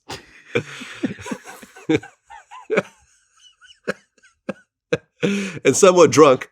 And the video actually happened. You smacked him on camera. Right. Number one, how many people applied to get smacked? I had like 3, 4 provided to get smacked. I was gonna smack somebody else. But I think he got scared. And talking about he was in Louisville or some shit. He took the wrong route. So I had to pick somebody out there in Charlotte, and they had a youngster ready. They had another dude ready. So I really wanted to get the money to the person who looked like he needed the money the most. And he was talking shit soon as I got out there. Like that's my boy. Like he was talking. He ended up getting like $1,300. You know, the baby tipped him. That was a real smack. Yeah, I got my other Instagram got took for that shit. Crazy. Well, and this is what I was going to say, that after posting all this and actually the video of the smack started to circulate, once again, Boosie's Instagram got taken down. Right. I'll be honest, I was trying to DM you not too long ago, and I could not figure out which Boosie account was yours, because there's like 10 different fake ones with a bunch of followers. Right. Right now it's He's Back 2021. HES Back Again 2021. He's Back Again 2021. They got so many fake ones, bro. I need everybody to follow me right now. HES Back Again 2021. I saw T-Pain on thing with Zuck the other day, you know, so I reached out to T-Pain like, bro, help me out, bro. I need my 10 million followers back, you know, because, you know, I was generating a bag off, you know, my you know, when you got them followers up there, you know, you generate a bag off that Instagram, bro. And I was hoping T-Pain could help me out, but, you know, if it's meant to be, it's gonna come. Well, you called Zuckerberg, or Zuckerberger, like how you like to call him. You called him racist after they took you down again. I called him more than that in my head. You know, I got my feelings, man. You know, I don't know if he racist or not. I'm telling you the truth, but I wanted to take it there. Like, I wanted to take it there. I wanted to set up a thriller. Boosie and Zuckerberg. Celebrity boxing match. I was that mad, bro, because Vlad, bro, bro, they just showing me, bro, that, you know, people, you know, it's levels to this shit. People can really put you in your place, bro. You know, when you don't own shit or you don't have no rights to shit, you know. I reached out to Puffy. I called Puffy personally. Puffy, set up Instagram, man. Let me run that bitch, man. Call all the billionaires. Call Dre, everybody. Set up Instagram. I called Puffy. Call Jigga. I told Puffy, call Jigga. Cause you know, bro, like, you know, just like they entertaining, like, you know, ain't nobody entertaining like this black community. You know, we got some funny motherfuckers. We got some crazy people. We do the most crazy shit. You know, and you know, if we had our own airway, you know, owned by our own people, you know, that'll be a big step in the game. I got people working on apps right now trying to give me my own social media. I'm working, Vlad. I'm working. Well, do you think that your IG got taken down because you were soliciting someone to get slapped? Nah, that was my IG I just started. I had like a million followers on there. My 10 million followers got posted because I posted a girl on the piano, but I had hearts over her everything. It wasn't showing anything. And you know, I never got that one back. And I mean, I'm gonna get to the bag regardless, but you know. And it kind of was the people people, my fans was telling me, you know, like, why is he doing this to us? You know, like, why is what the fuck wrong with Zuck? You know, I'm going to the show, they like, man, fuck Zuck. What the fuck wrong with Zuck? They took you off Instagram. I'm in the house, I can't watch you. I'm going crazy, man. I'm finna DM him like the people are mad. The people are mad. Like, you took Boosie off live. Even the Instagram I have now, Vlad, I can't go live. I just got an Instagram. Okay, well, I just watched the T-Pain video when he went live with Mark Zuckerberg. And the one thing that I noticed is that Mark Zuckerberg said that he actually checks his DMs on Instagram. So for everyone out there that wants Boosie to get his Instagram back, DM him, flood him right now. Now watch how they finna flood him after they see it. Watch how man, people won't see me on live, bro. You know, I'm one of the few people who put them somewhat in my world. You know, I bring a smile to people when they down. Just by me being me. You know, and people and in that pandemic, even before the pandemic, people are counting on that to help them get through the day. You know, so you know, Zuck need to give me my page back. You know, Zuck need to give my page back. I really appreciate it, and that will really show that, you know, the person he is, if he was to give me my stuff back. Because you not only not doing it for me and helping me out, you doing it for the black community. Not only the black community, the Boosie community. And that's white, Chinese, Mexican, Portugal, Vietnamese, everybody. Well, one of the things I heard when I was interviewing Bandman Kevo, who, you know, is big on my OnlyFans, he pointed out, and I don't know if this affected you or not, this is the reason, but he said that once you start posting OnlyFans links or whatever on IG, even if it's not like sexual content, IG will start shutting down those accounts because they kind of equate OnlyFans with like porn. So he's basically saying, if you got OnlyFans, just keep that off of IG. So let me tell you about OnlyFans. Now, I said I'm going to move on from OnlyFans because OnlyFans is getting people's Instagram accounts banned because Instagram and Facebook don't like OnlyFans. So if you actually put an OnlyFans link on your page, they're going to ban your page. So that may have been the reason. Because I remember he started OnlyFans at one point. Right, I don't know if that's the reason or not. Well, we should have been warned. Well, just keep it in mind. I we mean, should have been gonna build warned. back up. You give me that motherfucker, you. I won't post OnlyFans no more in my life. Right. If I get my Instagram back, so you know, we should have been warned. It should have been an Amber Alert. An Amber Alert. Your page is about to get shut down.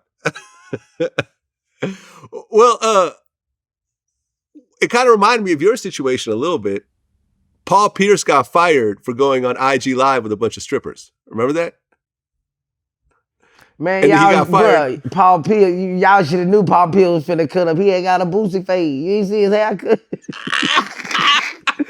Man, when I saw Paul Pierce with that Boosie fade, man, he got damn near Boosie fade, man. You should have known that man was gonna turn up, man. Shout out to Paul Pierce, man. I fuck with Paul Pierce. Oh, man. Yeah, it's funny, right? Because I remember when it just happened and I interviewed TK Kirkland, right? And I said, TK, what'd you think about the whole Paul Pierce situation? And TK said, man, my only disappointment was how ugly these bitches were for him to lose his job over these ugly ass bitches. He should have had some shit where people like, oh, damn, okay, all right, Paul doing it like that. He got 20 dime pieces around. That's Paul Pierce. But instead, he's like, he got these raggedy bitches. He done lost his ESPN job. I'm disappointed in the hoes he chose for the video. Listen to me, yo. Where do these dudes get these ugly bitches from, yo? The hoes in that bitch was horrible. Especially the one when he had it, she was right by the chair and she was twerking and he's like do the doo-doo something, whatever. He don't even have the verbiage right on what he's supposed to say. And the hoes was ugly. There wasn't no bad bitches in there to lose your job. You supposed to have some bad women in that motherfucker, and I was so disappointed. Yeah, but I don't think Paul really gave much of a fuck. He worth like 100 million or something. He good.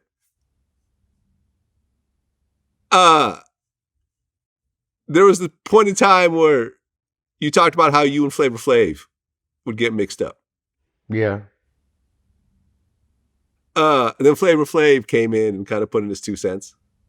Yeah. And what's funny is I interviewed Crunchy Black right around that time, and he goes, I get mistaken for Flavor Flav too, especially if I'm in Las Vegas. I got mistaken for Flavor Flav a lot too. Or Really? yeah, or I was his son. Or I was some kids of Flavor Flav. I got a call Flav later on, bro. He just reached out to me. So I got to get in touch with Flav later on.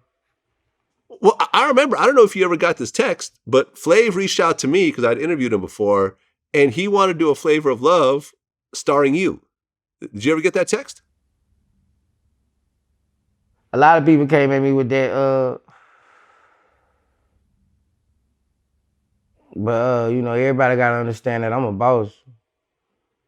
You know, so anything I do, I got to boss the whole situation and got to be paid like a boss and run what I do. You know, so a lot of people seem to look at me sometimes as an actor, you know, somebody who gonna be acting on a show.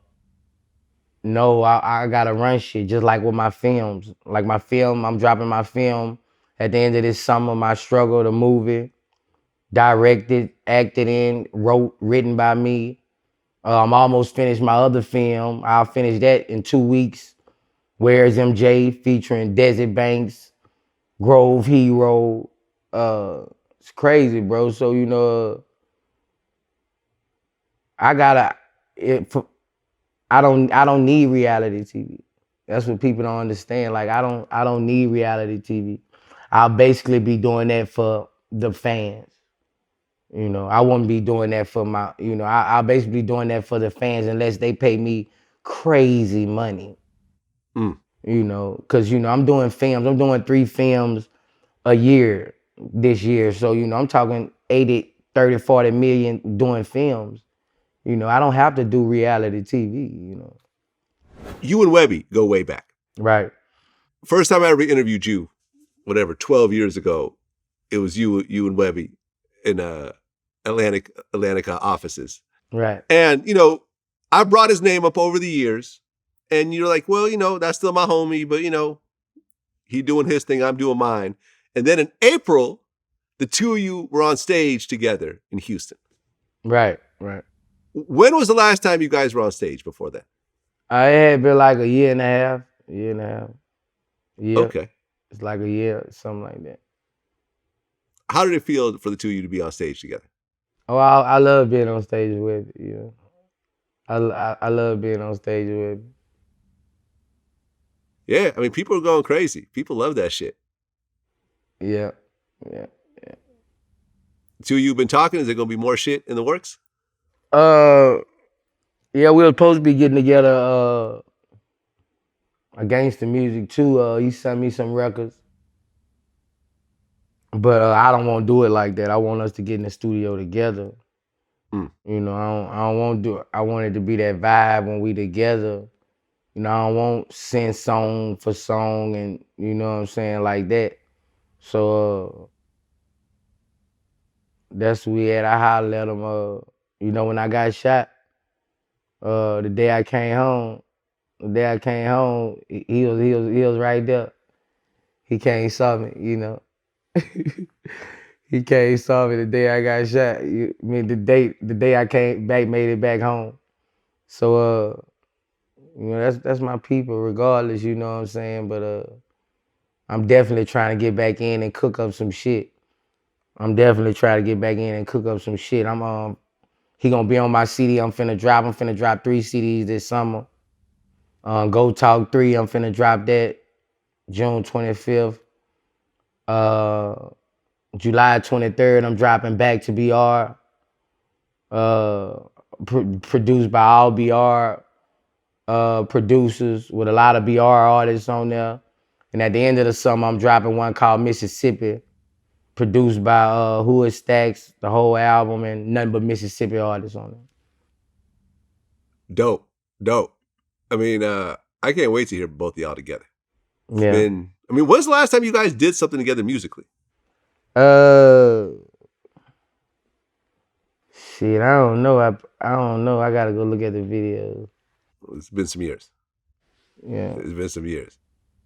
Well, speaking of stages, in May, there was a video that was circulating around. You were performing on stage, and a woman in the front row basically just groped you. You know what I'm talking about? Right. And it looked like you kind of like barked on her a little bit. Like you didn't have the mic on. It's almost like you put the mic away and just was like, that was like the 6th time. Like that was like the 5th, 6th time. Like, you know. So is that a normal occurrence? I mean, do women feel up on you like that? You know, yeah, I let women. one thing. I let women touch me. Like I'm not gonna say I don't let women touch me. You know, I let women touch me, but you know, it's a certain level of it. Now you can get a feel, but that was like her 6th time doing that, and I kept telling her. You know, I kept telling her, and she was doing it hard, like she was just out of control. And when I told her the first time, she looked like, you know, like, so the rest of the times, after the 2nd or 3rd time, she was just doing it to really anger me, really. Yeah, I mean, it kind of reminds me a little bit of a situation because I don't know if you saw this video, but there was a singer from Uganda named Vinka, and a man groped her while she was on stage, and she just kicked the shit out of him. And you know what was interesting is when that video started to circulate, people brought up the Kevin Gates situation. Right. Remember, there was a woman that kept kind of groping him, and he kept telling her to stop, and she did it, and he kind of kicked her at one point. And he was kind of seen as a villain for doing that, but people were kind of cheering her on for doing what she did. Not to say any of this shit is right. It's all wrong. But, I mean, as someone who deals with that type of thing, what's your take on it? Women go too far sometimes, bro. Like, you know, I ain't lying. You don't really be the niggas at all. Niggas mostly have respect for you, bro. In my point of view, you know, but the women, you know, they be disrespectful to security. You know, they be drunk, you know, bro, you know, but that's me. I give me some of the blame because that's me opening the door for them, going to the end of the stage, you know, and things like that. Some rappers, they secure it in front of them. You ain't gonna even touch them.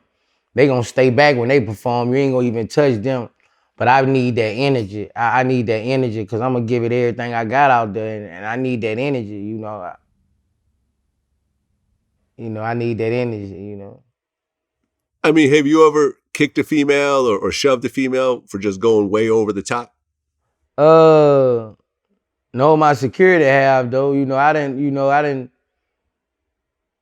grab the girl phone and, you know, threw it down there by the stage, you know, cause you can be right there and the girl put the light right here in your face, you know, and know what she doing. Like, you know, I can't see you, you know, like women know what they be doing, but a lot of women do that to be seen. You know, if you get a altercation or interaction with a rapper, you know him forever in that city. So a lot of women do that to be seen, you know, it'd be a character thing. Well, I recently interviewed Tom Mesereau, he's a lawyer, one of the famous lawyers, out there. He represented Michael Jackson in his case when Michael Jackson beat all 14 charges. Yeah.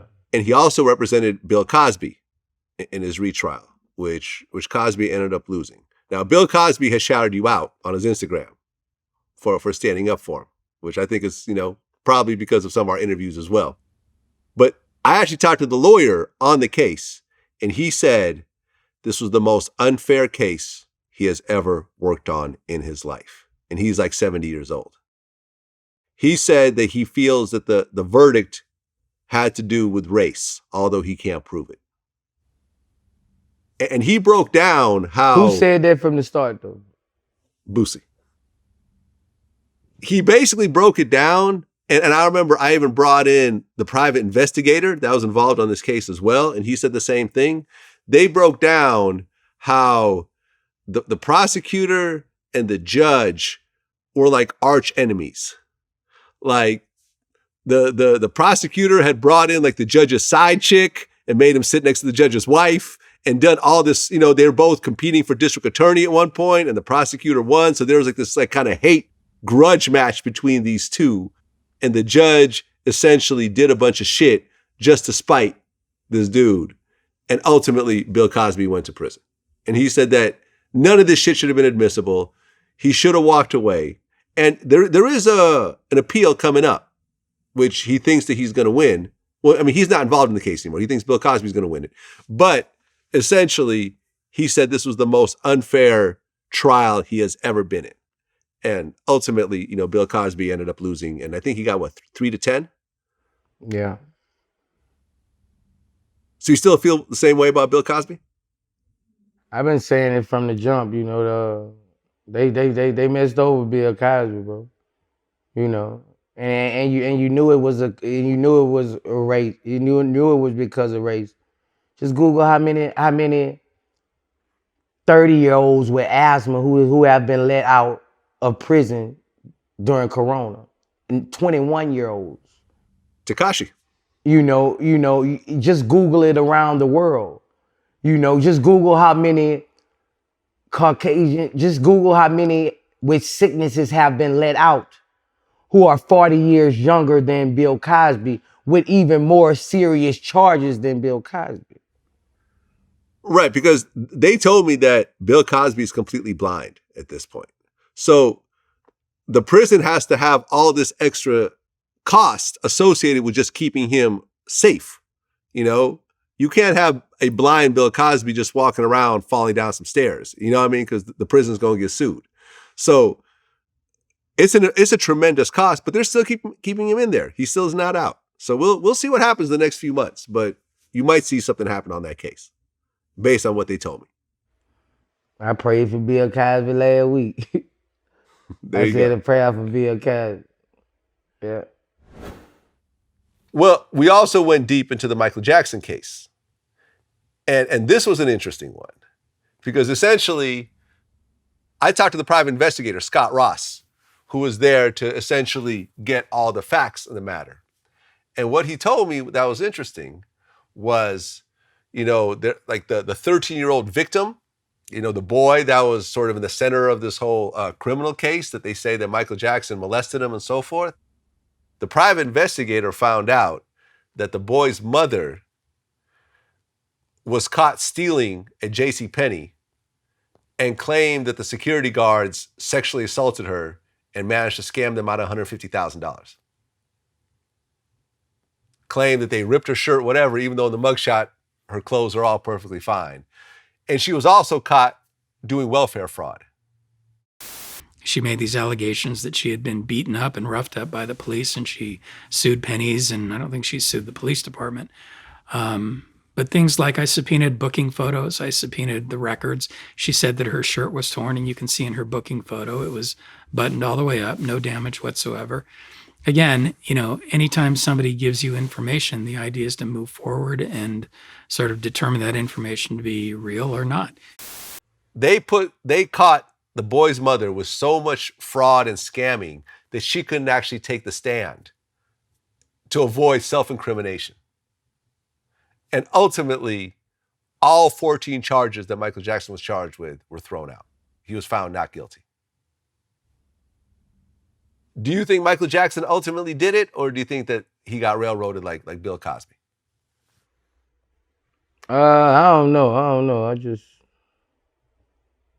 I wouldn't too found Michael Jackson's actions, you know what I'm saying? I wouldn't too found his actions, you know. That's all I'm saying. I don't want to get drugged by. I don't want to get drugged by Mike fans. His accused actions. I don't want to get drugged by Mike fans and shit like that. But you know,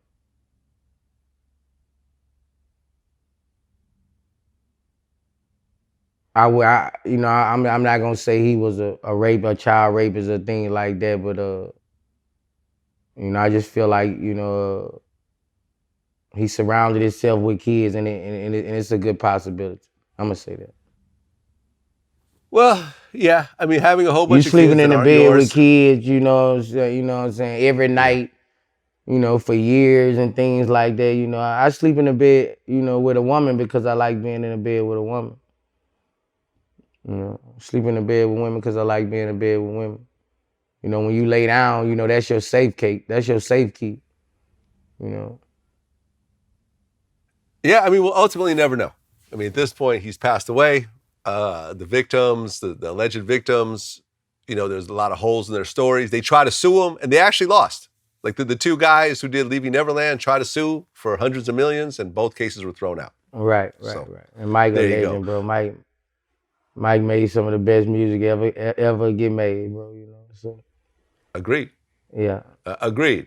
You know, because I think like Fat Joe, he compared DJ Khaled to Quincy Jones. And I could see what he was saying with that, because Khaled orchestrated a lot of, you know, big albums and big songs, but Khaled doesn't have a Thriller or an Off the Wall. Right. So that just is what it is. Right. You know, right. when Khaled puts out an album on the caliber of a Thriller, then yeah, I'll co-sign that all day long. Well, you know, you had made some comments about Dwayne Wade's son, you know, / daughter. And in March, Dwayne Wade actually spoke about you. He said, "So, Boosie, all the people who got something to say about my kids, I thank you, because you're allowing the conversation to keep going forward, because you might not have the answer today. I don't have all the answers, but we're growing from all these conversations. So I thank everybody for even hating and starting these conversations, because these conversations are starting other conversations that we need to have, and that's happening out there." What do you take of that? I don't know what to take of it. Shit. Have you heard that before? Yeah, I heard it. I heard it, but I don't feel no way about that shit. I'm trying to, you know, I got boys to raise, man. I got boys to raise, dog, and you know, that's my focus. When it come to that situation, I'm gonna get out there and raise my boys. You know, cause I ain't gonna have nothing good to say about that. I'm not gonna have nothing. Everything come out it's gonna be nothing good to say about it. So I'm gonna just, you know, kill that and, you know, focus on mine. You know what I'm saying? And hope they stop. I ain't saying nothing. I ain't saying nothing about him. He can stop saying stuff about me. There you go. We'll leave it at that. We'll leave it at that. Quavo and Sweetie. They had the elevator fight. What did you think about that fight? Tug of war. The tug of war, right. Yeah, little tug of war. It happen all the time. Yeah? Yeah, a little tug of war. Well, she ended up losing. Huh? She ended up losing the tug of war. Yeah, she lost the tug of war. She supposed to lose. Now, allegedly, he gave her a Bentley truck, which she took back. Have you ever taken a car back from a woman? Nah. I only bought one. I only bought a couple women a car, two girls a car. So. Okay. And like my first girl I was with, you know, she got cars, but I ain't never get a car for a girl except my new baby mama. You know, I bought her an Audi truck. But we not, you know, together or nothing like that. That's just for her being a good baby mama, you know. And just being a friend, you know. When we not sexually involved, nothing like that or nothing like that, it's just she a piece to me, you know. But if I bought a bitch a Bentley and she did what she did, of course I would take it back. You know, you cross the line from dump, you don't go on there with your ex. You go on anybody's show in the world, but not with your ex. You said fuck me before the interview even started. Fuck what the interview did. That was just crushing there. But you said fuck me before the interview started because you went on there with your ex.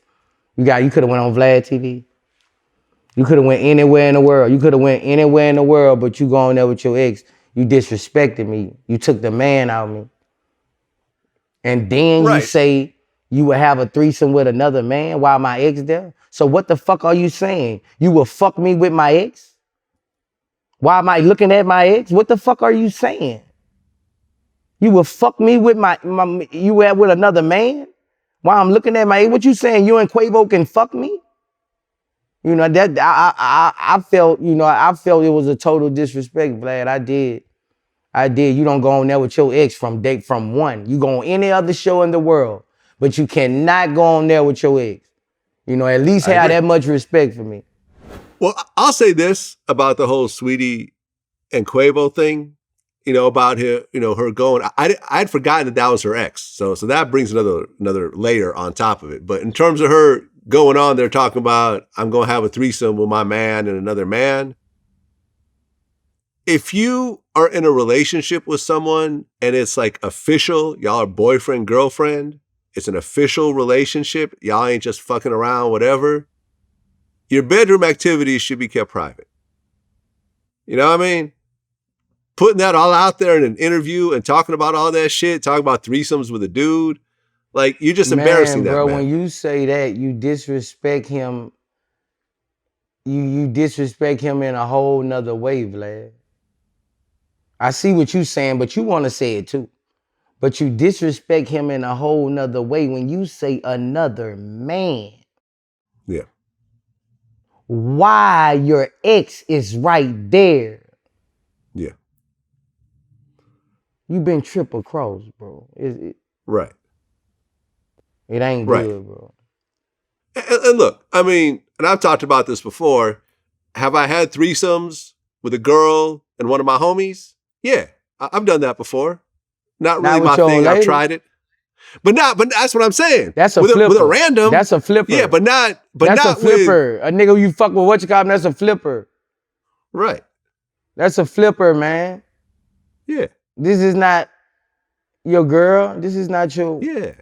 Yeah. Not with your girl. You know your girl. Especially put that shit out there. Bruh, it's just disrespect, bro. It's just. Right. Her level of respect for him was just zero, bro. Right. Like, you know, and I was hurting for him, bro. Like, for real. I ain't lying.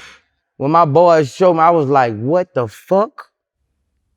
Yeah. I mean, there's a term for that. A cuckold. That's a dude that likes to see other men fuck his woman. Like, there's a whole porn genre around that shit. I ain't finna get into that shit because, you know, bro, I ain't finna get into that because. Yeah, but that's how he's making, that's how she's making her saying Quavo that, look. She opened up doors for that. She opened up people's minds for that. Right. You know, you don't do that shit. You know, you don't do, man, this dude a stand-up dude, dog. You don't do no shit like that, bro, you know.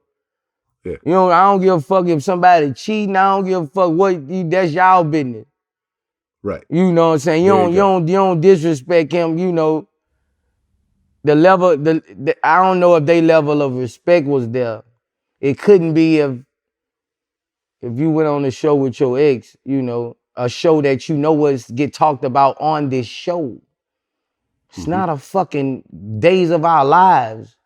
It's not a motherfucking simple, like this is a show that talks about relationship things. You know what this show talks about.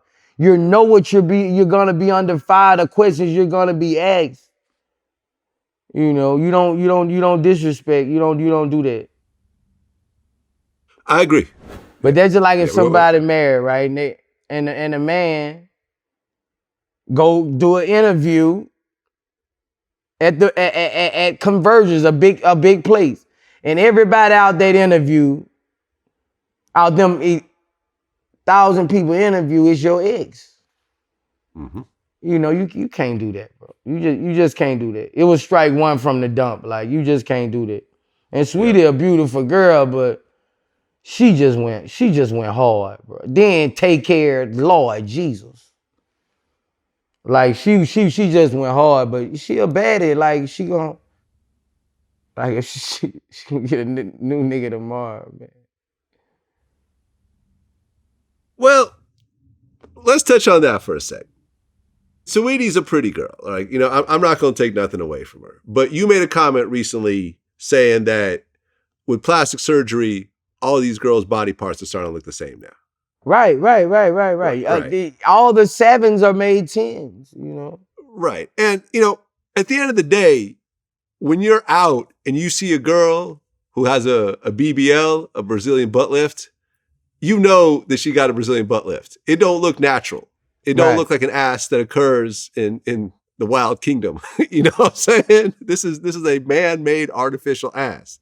And it's like, like I said, a very pretty girl, but if you look at Saweetie before all the plastic surgery, it was a very different girl. Right.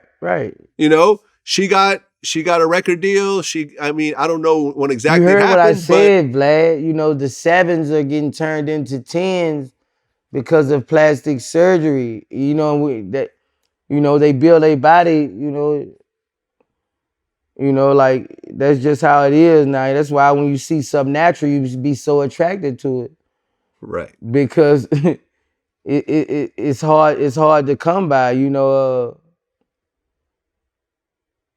I don't like to speak too much on the situation. I saw a girl the other day in the mall and I said, "Hey, how you doing?" She said, "Boosie, go ahead. You don't like this."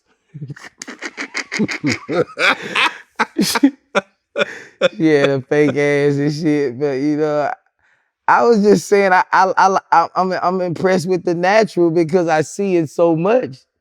And I was telling them like like me and my boy was talking the other day. He was like, "This chicken bad, she bad, woo. I was like, "Yeah, she bad, but she's made bad." Mm-hmm. She's made bad. And I took him to 3 years ago. And I felt like if she would have worked out, she would have been, she got them circle titties that everybody got, and it's just a Barbie, it's just, Barbies are fake. Right. All my little girls' Barbies were never real. Right. They never came to life. But it be looking good, bro. It be looking good, especially when they put it in the right places. They pass you be like, damn, some of them out of hand, Vlad. But some of them, that shit looking good, bro. Like, some of them titties ain't fucked up like the other titties, like it's a difference. But, I just don't like it, I don't like it because I just sometimes, I like how it look, but I'm not gonna say I don't like it. I'm not gonna say I'm not a fan of it. I'm not a fan of it. I don't like when you naked and you got that cut on your titty and shit. Your body beautiful, like you got that. I don't like that shit. This shit look good in the clothes, but when you take it off, it ain't that, you didn't cut your body up and shit like that. But you put it in the right places, that shit look good on women, bro. It's just, once it's a trend, other trends gonna follow. Like soon natural women gonna be back in style. And I'm gonna be the one said it. Like natural, They gonna be back in style, bro. I think once, but they gonna have to take something serious to happen. They gonna have to take 3-4 deaths in a row or some ass deaths. And people gonna be like, I'm not fucking with that shit. Like, I think it's gonna have to be some shit like that.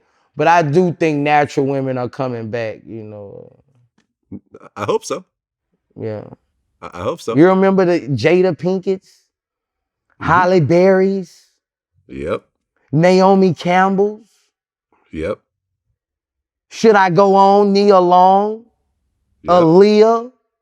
That was the bad bitches. It's coming back. Right. It's coming back. It's coming It's coming back. back. I hope so. Well, NBA YoungBoy is still locked up. And I actually had a lawyer on my show named Mo3, you know, aka Lawyer for Workers. And he broke down that case.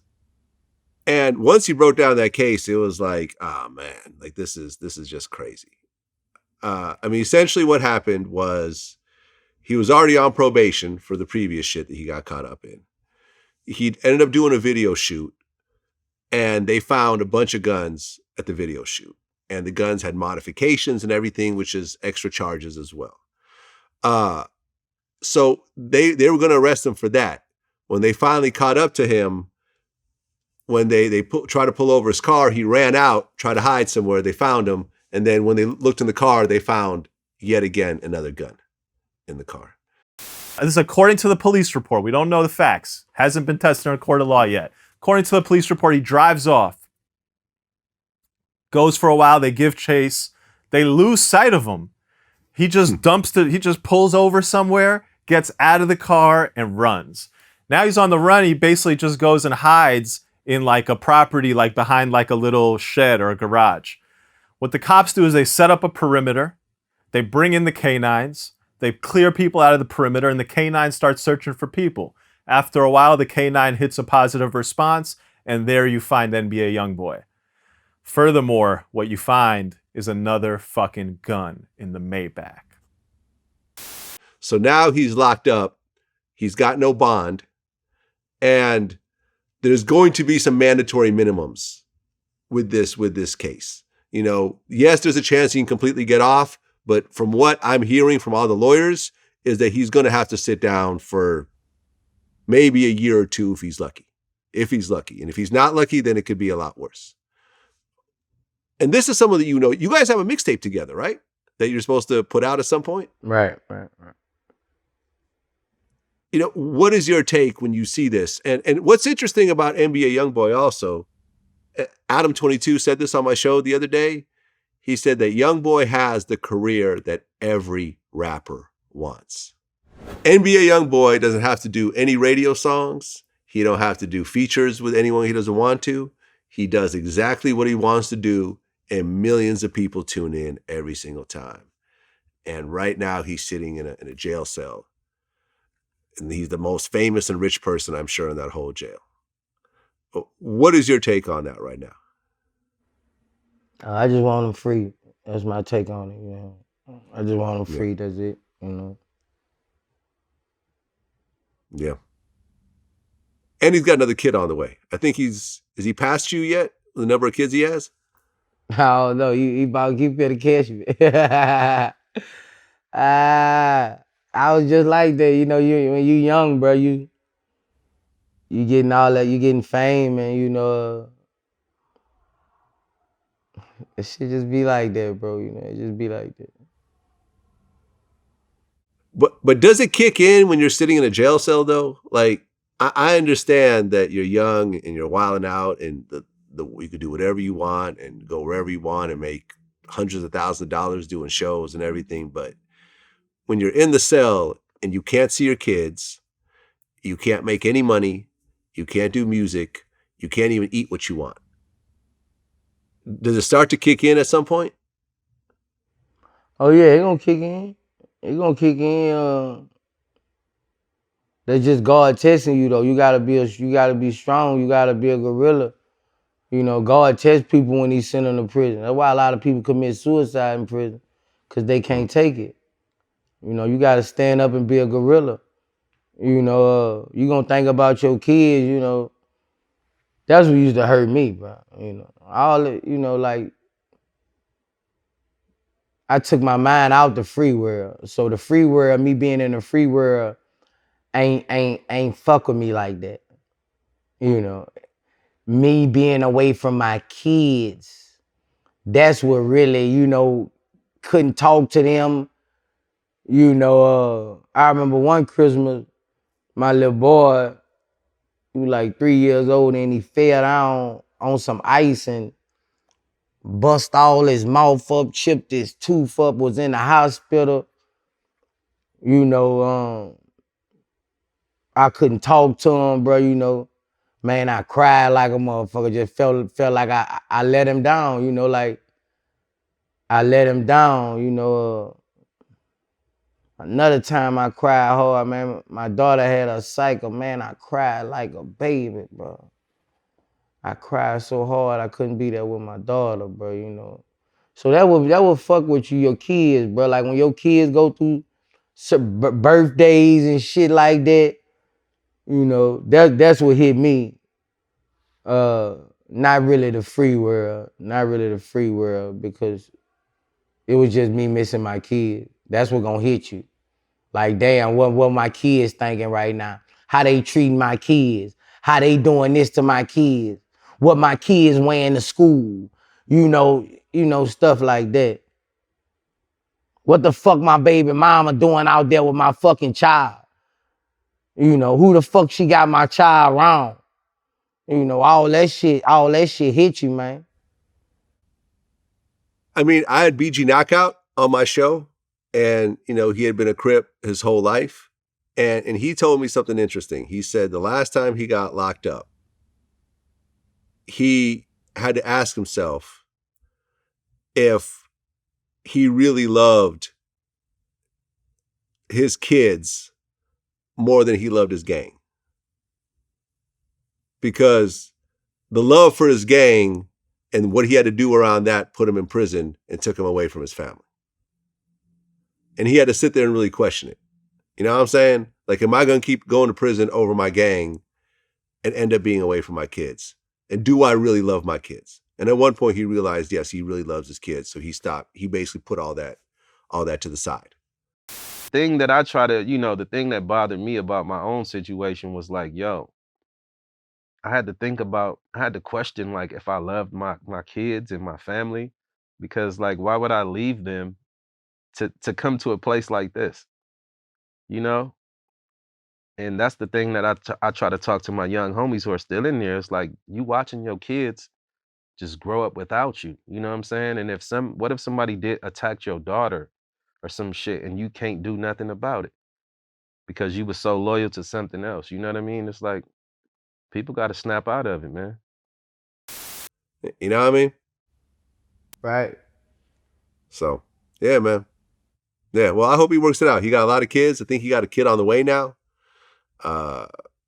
You know, hopefully he gets it worked out, because I think, you know, he's got more fans than damn near anybody right now. Yeah, young boy, he gonna be back, bro. He gonna be back stronger than ever, I feel like. And you know, he blessed me. We got a mixtape together. I don't know what I'm gonna do with it yet. We still trying to get a lot of clearances. He even blessed my son with a record to this. So it's, you know, we fuck with YB. We want them free. You know, they got a lot of people holding their nuts on them. But you know, you can only stop them for so long, you know. Long as a person don't get life, you be back. Yep. And your bag gonna be bigger when you get back. Well, the one thing that really killed me recently was Arab got sentenced to 45 years. He is 38 years old, I believe. So he's scheduled to get out at 80-something years old. And, you know, I had that same lawyer, Mo3, you know, kind of break down his case. And what he said was really interesting. Because at the time of the sentencing, Arab had like a long range. It could be, let's say, from 15 to 45 years was the range. I don't remember what the exact number is, but it was a big range. And what Mo told me when going through the documents of the court, of the court proceedings, was when the judge was going through the process of the sentencing, at the very end, he pointed out that Arab had his arms crossed the whole time. He was rolling his eyes. He was like huffing whenever he would say something, whatever. And that gave the judge the excuse to give him the maximum amount of time, 45 years. The judge, before he announces the sentence, says, "Young man, you've been sitting in my courtroom listening to the statements of the victims, listening to the prosecutor discuss your crimes, and the entire time you've had your hands folded like this. And the entire time you've been dismissive and jeering and snickering and scoffing. You don't look contrite. You don't look like you respect this process. I have the ability here today to give you a range of sentences. It could be anywhere from, here to 45. And what I'm going to do, based in part on your behavior in this courtroom today, in this sentencing hearing, which is a couple minutes, Vlad, a couple minutes in your life, a drop in the bucket. Based on your behavior here today, I'm giving you the max." I mean, he said he blames the lawyer because he said, if I was the lawyer and I saw, my client doing that as the judge is talking, I would ask for a recess, take my client outside and say, look, I know how you feel, but you need to just suck it up right now because this Right, 10 minutes might that's cost for you. your lawyers. Before my trial, my lawyers told me, do not slouch, do not look angry, do not, simple face. Your lawyers got to tell you that. Do not slouch, do not, I don't care what go on, do not, your lawyer's gonna tell you that. Look presentable, look like I'm here on mistake. Your lawyers got to tell you that. You can't go in there slouching and rolling your eyes, that's real shit. That lawyer saying some real shit. That lawyer supposed to stop that and say, bro, look, you finna throw it all away, bro. Like, Yeah. yeah. Yeah, I mean, he said, look, it's 10 minutes of your life, but it could cost you 20 years. It's 10 minutes. Like, just do whatever you got to do during those 10 minutes. It's only 10 minutes. But, I mean, I guess Ab just felt a certain type of way being dragged through this all, and he had a snitch in his camp that basically told on everybody. And, going through all that, it just kind of fucked him up. And, I mean, that's what happened. And yeah, 45 years, man. 45 years. Yeah, I've interviewed him before multiple times. I'll be appealing or something, bro. Like, I hope so too. when I saw that shit on Shade Room, I was like, damn, they hit him hard, like. Yeah. They hit him hard, bro. And it's a shame because, he should already know that the judicial system is racist. Like, it's a fact, and he's in federal court. They got people, go watch American Greed. They got people who take hundreds of millions from people and kill so many elderly people, take hundreds of millions and swindle them out money. I'm talking about, and they get 7-8 years, 4 years, rest probation. So you gotta know when you're African American, you gotta know what you facing when you go in there. The odds are against you. Yeah, I hope he appeals it, man. I really, really like the guy. I really, really like the guy. And then his man, Dark Low, got caught up with some witness tampering charge. And I think he's locked up over that. We had an interview with him that we ended up burying because the day we were supposed to put it out, the whole witness tampering shit happened. And then his manager called me. He was like, yo, can you not put that out? And I'm like, yeah, absolutely. I said, I do not want anything to happen, from an interview. So yeah, man. So free Dark Low, free ARAB, man. I hope it works out for both them dudes, man. It's fucked up. It definitely fucked up my whole week. But yeah, they're still locked up. Did you hear about Lil Reese getting shot again? Yep. He got shot in the neck. I mean, literally in his throat a few months ago. And he survived that somehow. And it's crazy to me that you would stay in the same city after something like that happening, and then you get shot again trying to buy some weed in a situation like that. You know, I don't know what either of those situations are about, but I guess, I mean, he can't even really talk right anymore. He can't rap the way he used to rap. His voice is high pitched. He got a bullet in his damn throat. Like, why do you think someone like a Lil Reese could have something so crazy happen to him and still stay in the same city and then have something similar happen again? Like, why not move out? It's either, you know, you feel more safe. Some people feel more safer at home.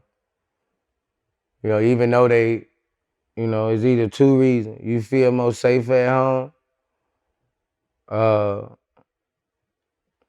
You don't want to look like a coward like you leaving your city. And both of them was for me before I went to prison. You know, I felt more safer at home. And I always felt like, you know, if I left Baton Rouge, you know, they would turn on me. People would, you know, the city would turn on me. Cause I was, you know, all Baton Rouge had, you know, but I don't know if he wasn't probably in the same shoes I'm in, but I don't know why he wouldn't want to leave. It's either, you know, he might feel more safer in the jungle. You know, all you know, that's where you make your money at. You know, you can't leave your money. Yeah, but, you know, all the money in the world ain't gonna help you if you're in a casket. You know, I mean, it'll buy a nice casket, but that's about it. You get a nice headstone. But at the end of the day, I mean, Most times you don't think Keef. about death till you die like that. You don't really be thinking like you're gonna die till you die. I mean, you don't think about death after getting shot in the neck? Yeah, but you know, like, you gotta understand once you in them streets like that, bruh, it's hard to leave them. It's hard to leave them. Unless you got a successful rap career, like, you know, like, I don't really know how big Reese is, but like, you getting rap money. When that rap money start coming, it's pretty much easy to leave your city. Yeah, I mean, look at Chief So it gotta Keef. be a reason he won't stay, you know? I mean, look at Chief Keef. They're part of the same crew. When Chief Keef started pop, he moved to Calabasas. And you've never heard of any problems that he's had since then. You ain't never heard of niggas ain't in the bushes. Niggas can't get through the gate code. Niggas ain't in the bush. They ain't got enough money to travel to murk me. They ain't got enough money to go to Calabasas and murk Cheeky. Right. You know, you ain't got motherfuckers see you and shooting at you. You don't see ops every day. You know, your life is safer. Right. You know, it's just facts. You know, you become, you know, 60, 70% untouchable. Right. I mean, I think even Webby talked about how he lived in a gated community, and it was the best shit that he's ever done. Right, bro. Like them niggas on Instagram talking shit. Them niggas ain't going getting motherfucking Navy SEAL suits, jumping the gates of the code on the movie, unlocking it, coming through 3 floors. That Scarface shit ain't having it. Right. I mean, at the end of the day, if you are in a gated community, I mean, listen, anyone could get got. I'm not saying, you know, I mean, the president. I'm not saying, that's why I say 60%. Right. Untouchable. But at the end of the day. But most of your ops are where you from. Right. Like niggas don't have ops elsewhere too much. Most of your ops are where you from. Niggas who you know gonna kill you, most of them niggas is where you from. Yeah. And most of them niggas, most of them, I'm not gonna say all of them, most of them don't have money, all the nuts to stake out niggas for months, you know, like, you know, some real mafia shit. You know, like, niggas ain't with that. Niggas ain't got that much money to travel and, you know, do the shit right, you know. So if you getting rap money, you need to get out, bro, because, you know, you're gonna be shooting, and you ain't gonna never stop shooting in your city, bro, because everybody wants your spot. Mm-hmm. Casanova's still locked up. He's facing a RICO charge. That's a fucked up situation because what they're trying to say is that he's still affiliated with this gang. And they caught him on a RICO. And now they're gonna, from what the lawyer Mo Gangat broke down is that essentially he's not the criminal in this, the real criminal in terms of this investigation, but he's the famous guy. He's the guy with money. Right. And he's the one they're going to try to press on to try to cooperate. And if he cooperates, then they could take everyone else down. So they're going to try to fuck with him more than everyone else. It's a serious charge. It's a RICO charge.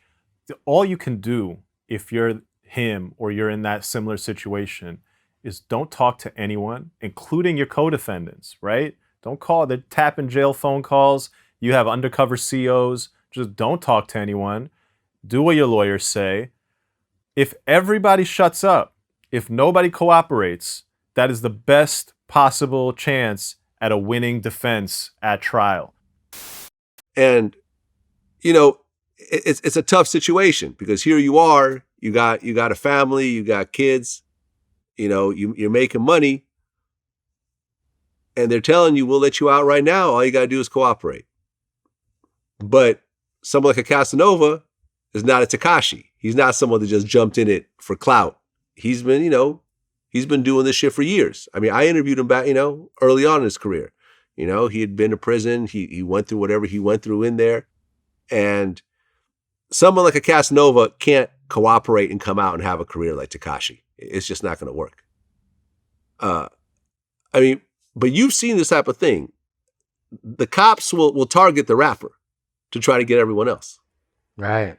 The cops are clout chasing just like everyone else. Yeah, and the newspaper. You know what sell newspaper? Yeah. The little thug don't sell newspaper. The rapper sell newspaper. Right. And Instagram ads, everything. Everybody. Fuck arresting Boo Boo and JoJo. You gotta arrest the rapper. By the time the rapper ain't done shit. Yeah. But he gonna sell the papers. He gonna make the prosecutor more famous. He gonna, everybody eats off this off us. Believe that. Yeah, and when Casanova first got locked up, there was a fake article that was going around that said that I was the reason why he got locked up. Because they said, oh, there's these lines in the paperwork that kind of sound like a Vlad interview. And my name was trending for 2 fucking days. I know. I had some people all in my DM about that, talking about I better not do another Vlad interview.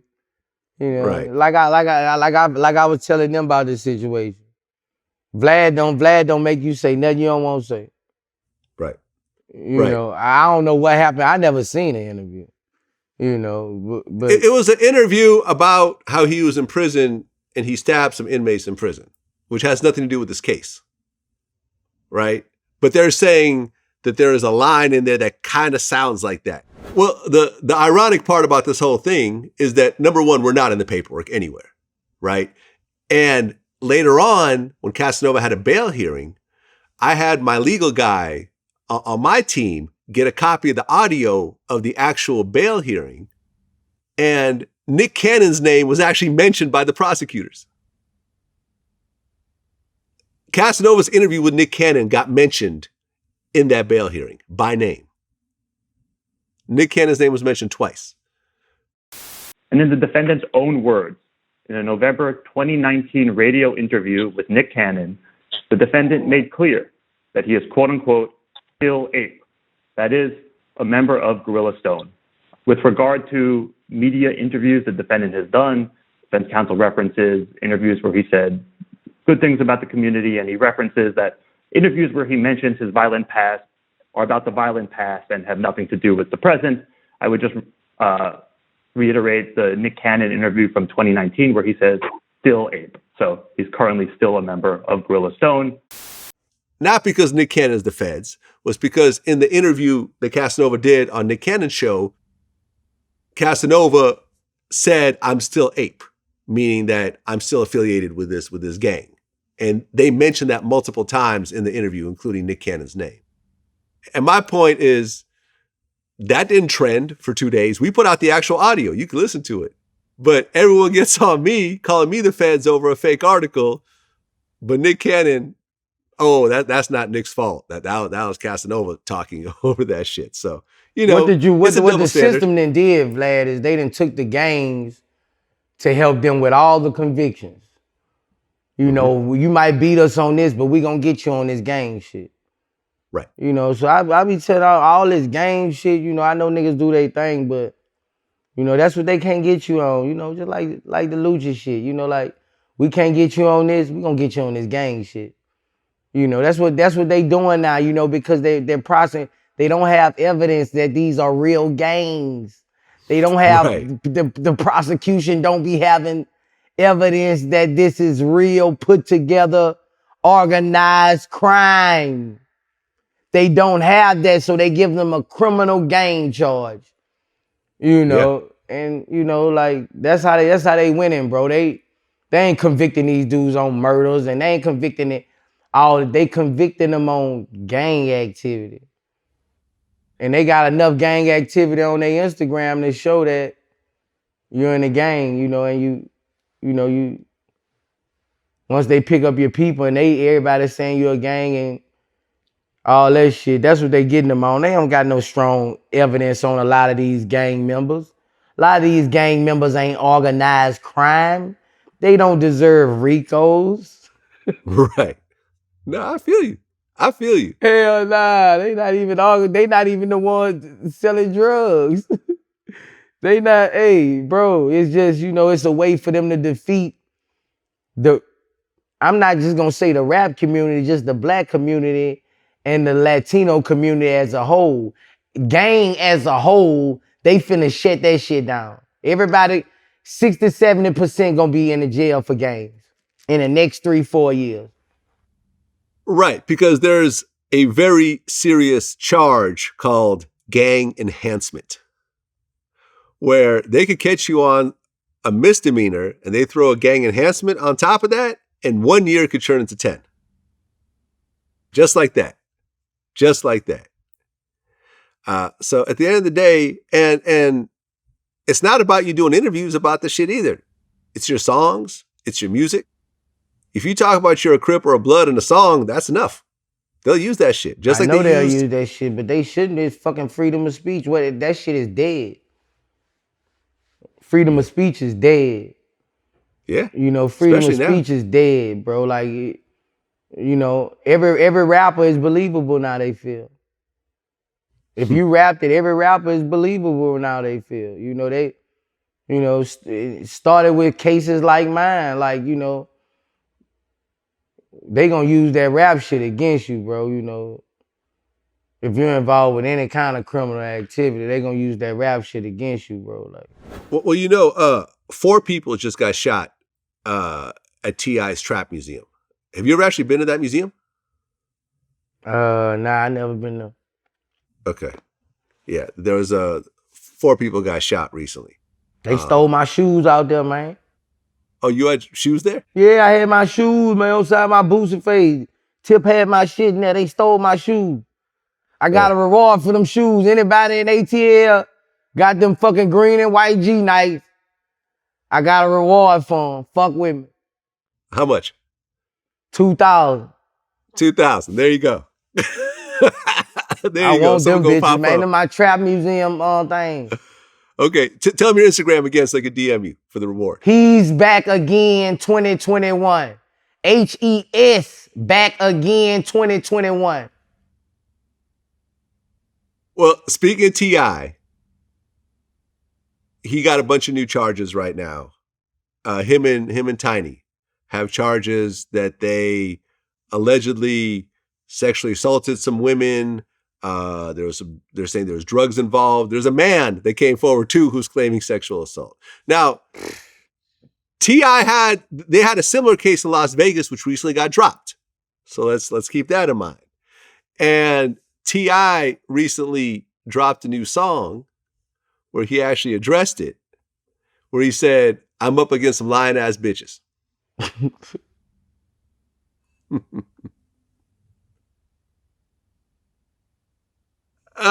what do you think of that whole situation? I don't really want to comment on my dog shit, but I feel it's lies. I feel it's lies because if T.I. and Tiny ask somebody to come with them bitches gonna fly in the Rolls Royces. Bitch, you gonna fly, and the bitch nigga ain't gotta tell you nothing. You know what I'm saying? Y'all be having this shit fucked up. We celebrities. Bitch, nobody ain't gotta try hard. Nobody ain't gotta drug you, bitch. Right. If anything, you might try to drug me. Bitch, ain't nobody gotta try to drug you, bitch. You ready to put your feet on this carpet in this Rolls Royce, bitch. You know, if it was, I don't know what they got going on, but I'm just saying, if it was like that, there ain't nobody drugging no motherfucking body. Ain't nobody, bitch, you are able and willing. Bro, ain't nobody drugging nobody. That is bullshit, lies. I agree.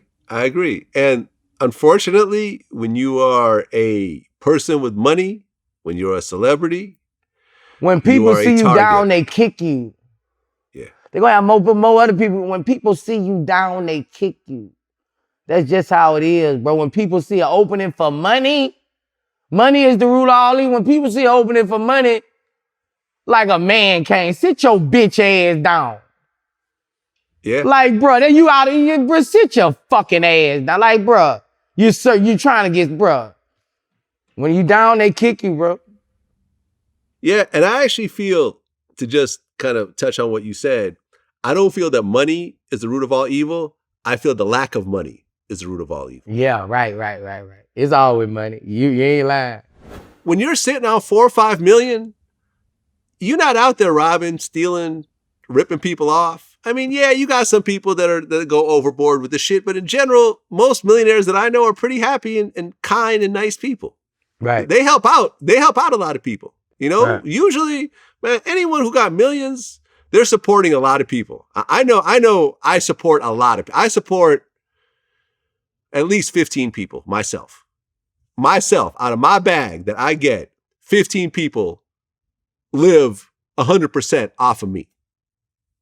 Their rent, their bills. And you think people with millions like that gonna be doing shit, taking a chance to go to jail? Right. With a big ass family, they gonna be drugging people, trying to get them so they go to jail. I mean, when one of the alleged victims was a man that was claiming that they were sexually assaulted by T.I. and Tiny, I just said, all right, it's a pile-on at this point. It's a free-for-all. And I think what people also don't realize is that if you settle a case, it doesn't mean that you're guilty. You settle a case because it's cheaper than actually going to trial. Right. You know what I'm saying? Right. So you're probably, even guess. If some people plead guilty for a charge, not because they did it, it's because to get it out the way and I'm talking about civil cases. Oh, okay. Civil. I mean, when you plead guilty to a criminal case, you're actually saying you're guilty. Now, it doesn't mean you're guilty. It could just mean you're guilty. That's what I'm saying. It doesn't mean you're guilty, right? I'd rather take this 1 year than risk 30 years. I get that. But on the civil side, and I've been through this myself, on both sides.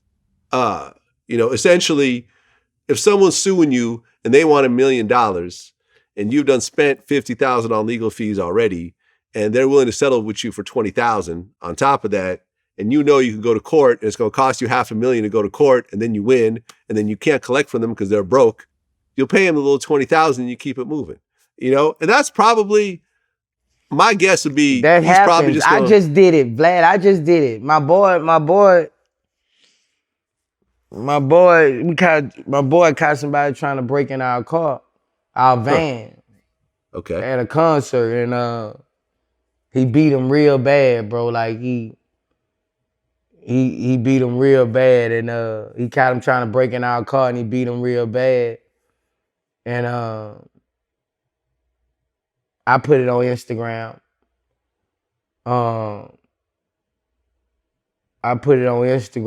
And the dude, mom, everybody knew he was in the wrong, but he sued me, like $20,000, Mm-hmm. And I mean, I ain't hit him or nothing, you know, but I just went on ahead and paid it off, man. Let me get this out my way. Right. You know, Right. some things, you know, best sweep this shit under the rug and, you know, let it go, man. You know, I smiled on it. Like sometimes you gotta pay to play when you're a celebrity when they got you. Yeah. I've had to pay off people that have stolen from me. You know, and it's hard to swallow it. You know, it gets stuck in your fucking throat. You know, it gets stuck. You want to swallow it, but it gets stuck in your throat. And I'm like, I got to pay this person that I caught stealing from me, but I still got to pay him. That's crazy. Because bro. I was like, because it's yeah. Then You I see had what I to mean? bond my nigga out. Shit, $200,000 bond. But that's the legal system for you, and you know, at the end of the day, it just is what it is. If you want to live in this country, this is what you got to deal with. You know, at the end of the day, you make your money in this country, and you got to deal with the bullshit to go along with it. YFN Lucci is not in great shape right now. I mean, originally he was arrested over the shooting that took place, but now he actually surrendered himself over a racketeering case as well. What I was telling you, Vlad, they can't get you on this and that. That's another example, Luke. They can't get you on this and that. Okay, guess what we gonna do? We gonna hit you with some gang activity, criminal activity. Yep. You know, man, Lucha ain't running no gang activity. What the fuck nigga, Lucha ain't running no fucking gang activity. Man, Lucci had like the #1 album in the country when he dropped his Man, last joint. if you think Lucha running the gang, if you think, man, bro.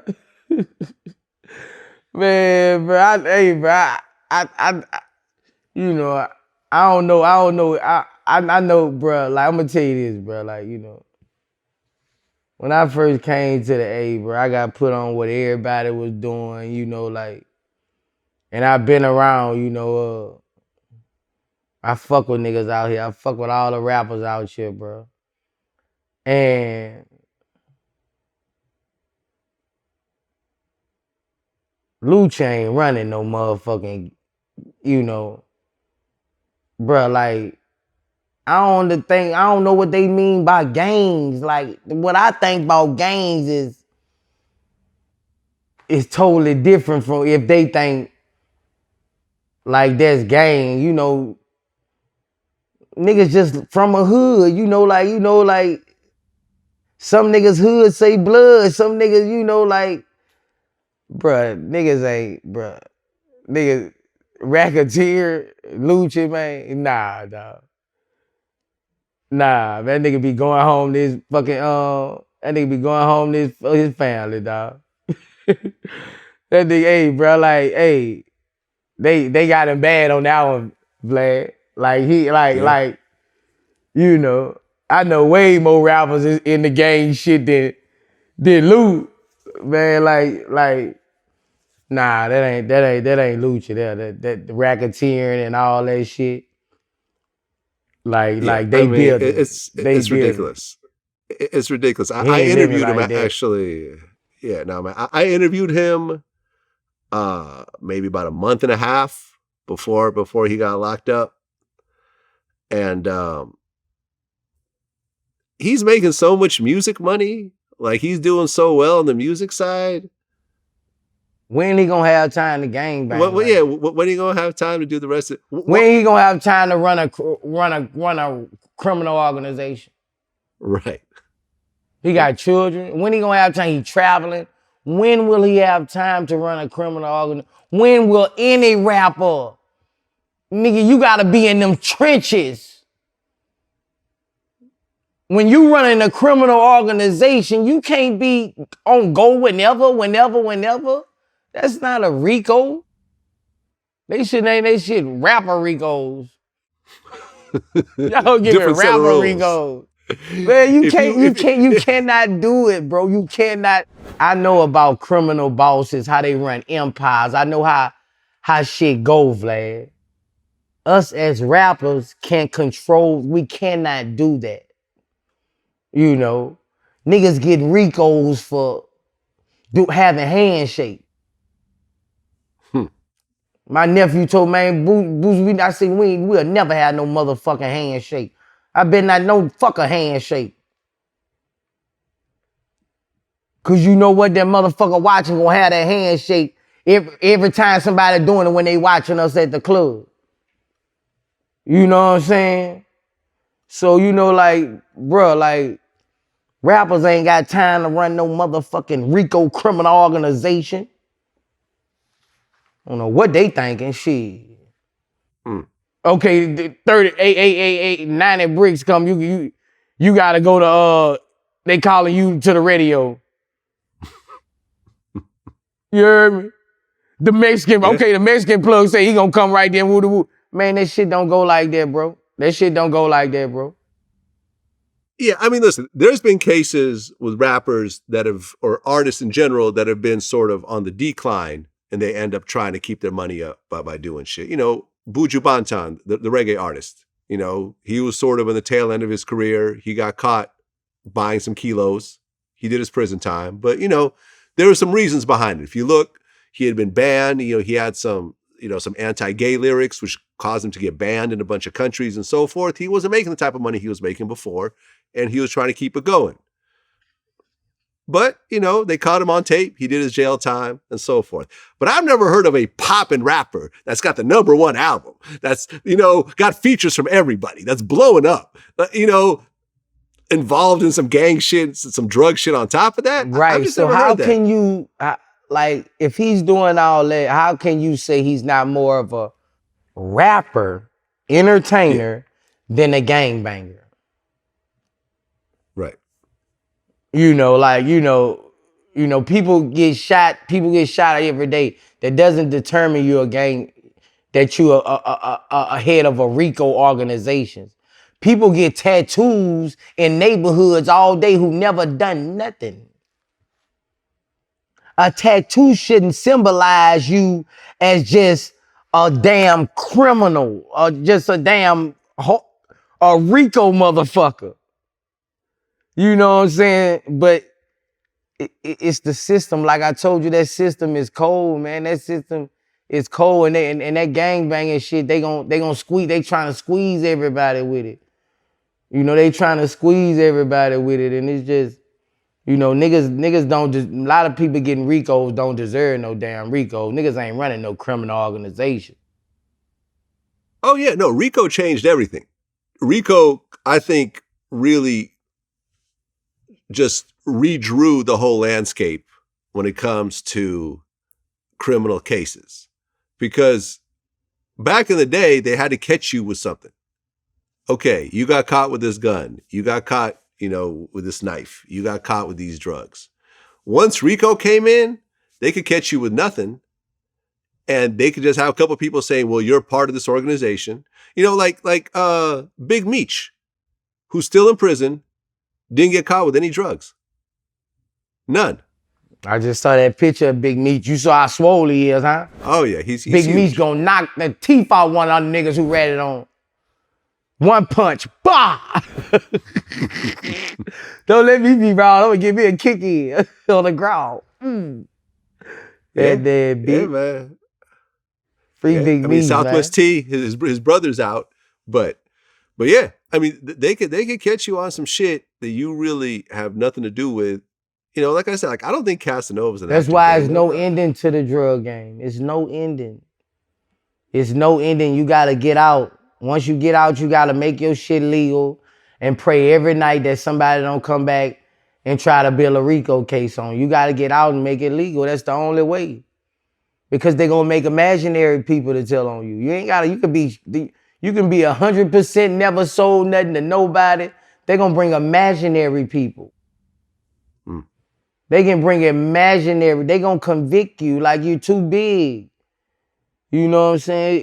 It's no way for that, you know? So we as entrepreneurs in the drug game gotta clean that money up and, you know, and like, you know, invest in these young artists and, you know, get these little Boosies, get these little, you know, young boys and clean your money up and make millions and be through with it.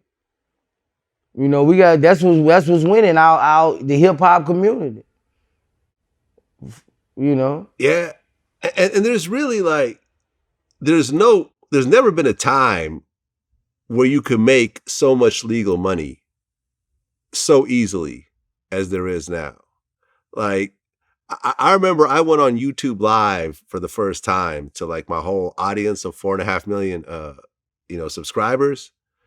And just by talking for about 50 minutes, I got like $1,000 in tips.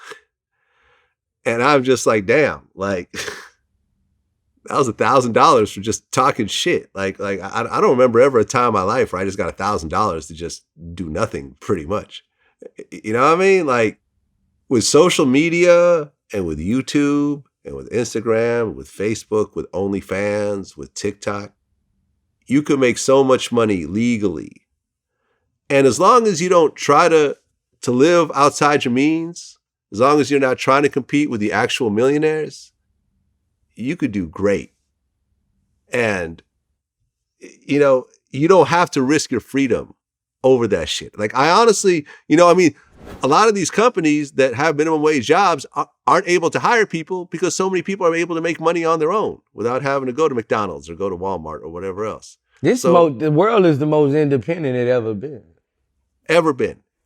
It's the most independent ever been. You don't have to get a 9-to-5 to make money. Well, listen. You can sit at anybody. If you just sit at home and think and look at the world, anybody in the world can make more than $2,000 a month. Like growing up, I bought every single issue of The Source and XXL. Every time there's a new issue, I rushed to the bookstore. I bought it. I read it from front to back. If someone would have told me back then that I'm going to start a media company out of my bedroom and it's going to be bigger than The Source and XXL combined, I would have laughed at them. It sounds like a joke, like me by myself. I mean, these are big corporations. They got millions of dollars behind them. But lo and behold, I started this company out of my bedroom. I own 100% of it. I own all my content. And it's bigger than these huge entities, which just goes to show you. And what I do, I don't think is that unique. Anyone could do what I do. Adam from No Jumper, he followed my blueprint. He's a millionaire. Sean Cotton from Say Cheese, he followed my blueprint. He's a millionaire. These are people who I have on my show that told me that they watched VladTV and took the idea and did their own shit. You could become a millionaire on your own these days, which wasn't really possible 20, 30 years ago. So if you're thinking about doing some illegal shit, I really hope that you're going to think a long time before doing that shit, because you could really do it on your own a lot easier than you could before. Right. The world is more, like I said, the world more independent than ever. Yep. Well, Michael Jai White was on my show. He said something very interesting. He said that when Black Lives Matter started happening, a lot of mostly white people had a problem with that. They started saying all lives matter. Why only Black lives? All lives matter. That was a big thing. All lives matter. But remember like all that stuff happened where the Asian massage parlors got shot up, a whole bunch, this kid ended up shooting a whole bunch of Asians in Atlanta. So then the Stop Asian Hate movement started to really get bigger. And Michael said something interesting. He said, notice how you never see anyone saying stop all hate. Stop Asian hate. You go, okay, similar to Black Lives Matter, right? But what's different? There's no white opposition to Stop Asian Hate at all. You don't hear anything. If for the history of Black people trying to stand up for each other, for the history of saying Black is beautiful, Black lives matter, all lives matter. Well, wait a minute, but no, all lives, Stop Asian Hate. Okay. Yeah, nobody's saying stop all hate. Yeah, you're right.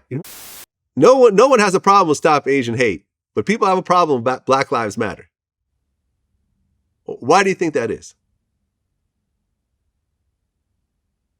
I don't know. Black Lives Matter because they never made our lives matter in the first place. That's why. That's the martyrs. They never made our lives matter in the first place. You know, the white people, they never made our lives, you know, we were slaves, you know, they never made our lives matter from day one. So, you know, we've been rebuilding forever. You know what I'm saying? So, Black Lives Matter should have, you know, this been going on. It's just another form of civil rights. Yeah. It's just another form of civil rights. You know, our lives never matter. That's why that's why it's different. You know, our lives never matter. We always were looked at or pressed on like dirt. Even the black people who got successful, when they got successful, they were like gods because we never mattered. You know, we never mattered. Yeah, I mean, remember back in the day, blacks were considered 3/5. I couldn't. I was watching this story last night about some boy got hanged in Mobile, Alabama in 1981 on the street from a tree. And I was like, just looking at all this racist stuff, and I was like, you know, I couldn't see me having to pee and couldn't go in a white bathroom. Yeah. I was just thinking how I am. I would have been killed. I got diabetes. When I gotta piss, I gotta piss. Like, you know, like when I'm hungry, I'm hungry. Like, you know, I was like thinking like how strong our people was back then. And really, we doing it for our people back then because we getting medium work to what we had back in the days. You know, people was getting like, we was really getting slaughtered back in the days. We're getting slaughtered now, but it is in a fashionable way. But back in the days, we were getting really slaughtered, and black lives never mattered. So that's why our lives matter more than anybody's now. Well, I just want to end it with this. Since last time, we've lost a lot of important people. Most recently, Paul Mooney, one of the baddest comedians ever. I was a huge fan. I mean, in fact, he even sent me an email telling me how much he loved the Lunel interviews I do, and he wanted to do something at some point. It never happened, but you know, that was a big loss. But right before that was DMX. Had you ever met DMX? Yeah, I ran across DMX. Yeah, that was a big loss for hip hop. Yeah, like I was. Like, I put a lot of niggas down south on DMX. Like, I put a lot of niggas in my hood. Like, I put a lot of young niggas on DMX. You know, when he died, my daughter called me, you know. When he first, Daddy, you know that man you be listening to? You know that man you be listening to who be barking? He dead. You know, so, you know, I DMX music really made you feel like you had somebody who knew your hard time. Like, yeah, you know, I mean, songs like Slippin'. Yeah, like, you know, like Damien, you know, you know, DMX was, I never got to hang around him. I ran into him, shook his hand, but DMX was, that music, bro, it was the first, I told you that was the first concert I ever went to in a stadium. You know, and he made me cry, bro. We took off our shirts at the end. Me and my cousin, we took off our shirts at the end of the concert, and he made me cry. He said his prayer, and we started crying, bro. Like, his performance was special, bro. And I was a DMX junkie, you know, yeah. Well, yeah, and I remember I was talking to Drag On about this. I interviewed him recently, and he was, you know, by the time we got to the part about DMX dying, Drag On was just crying. and balling. You Damn, know, bro. he really loved that. Like DMX, I'm gonna tell you some real shit in my life. Like, as far as New York, you know, LA had the gangster look. DMX made me look at New York as gritty. He showed me another side of New York that I was like, these niggas like on some down, so like these niggas animals. Like, you know, that's why I think his roughness made New York look different, bro. Well, yeah. And what's interesting, because, you know, you're a down south dude, was that Rough Riders were the first ones to really embrace Cash Money, right? There was the Rough Riders Cash Money tour. Right. That was huge. Right. And they started doing records together. Like, you know, Juvenile would show up on the Rough Riders compilations. And that wasn't really done before. You know, yes, there was some collaboration here and there, but that was the first time that New York, the biggest New York crew and the biggest down south crew united and worked together and sort of combined this whole hip hop movement together. Right. You know what I'm talking about? Right. You know, right. It never really happened on that level before. And now it's common. Now, I mean, it's easy to hear French Montana and, you know, Lil Baby or whoever on a song together. You don't even think twice about it. But back then, that was groundbreaking because really people kind of stuck with themselves. Like, you know, areas pretty much just worked with each other. Right. And that kind of burst all that open, man. And I mean, who else? Black Rob, he passed away soon after. Shock G from Digital Underground, that was a big one for me because I grew up in the Bay listening to him. You know, that's the person who put on Tupac. Yeah, I know. Hank Aaron. I got to meet Hank Aaron, bro, and take a picture with him. You told me. Yep, you told me last time. And Cicely Tyson passed away as well. Yeah. You know? So stay safe out there, man. Be careful. None of us want to die in our 50s. You know, DMX and Black Rob and Shock G were all in their 50s when they died. All of us want to live a lot longer than that, man. So just try to stay clean, stay away from hard drugs, take care of the food that you eat. Make sure, you know, you keep your weight down. Make sure you go to the doctors. You know, I found out recently I had high cholesterol. You know what I mean? Which I didn't even know. Doctor said I could have had a heart attack at any moment. My cholesterol was so high. I had to get on medication. So, you know, go see your doctor. Take care of yourself. Before I let you go, what do you got coming up next? My Struggle, the movie coming at the end of the summer. Okay. I got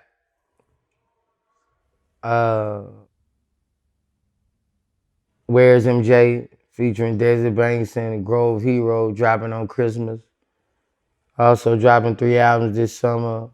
Go Talk 3, back to Baton Rouge and Mississippi. I got my alkaline waters doing great. I got my cologne picking up. I need a lot of people to support my cologne more and my perfume.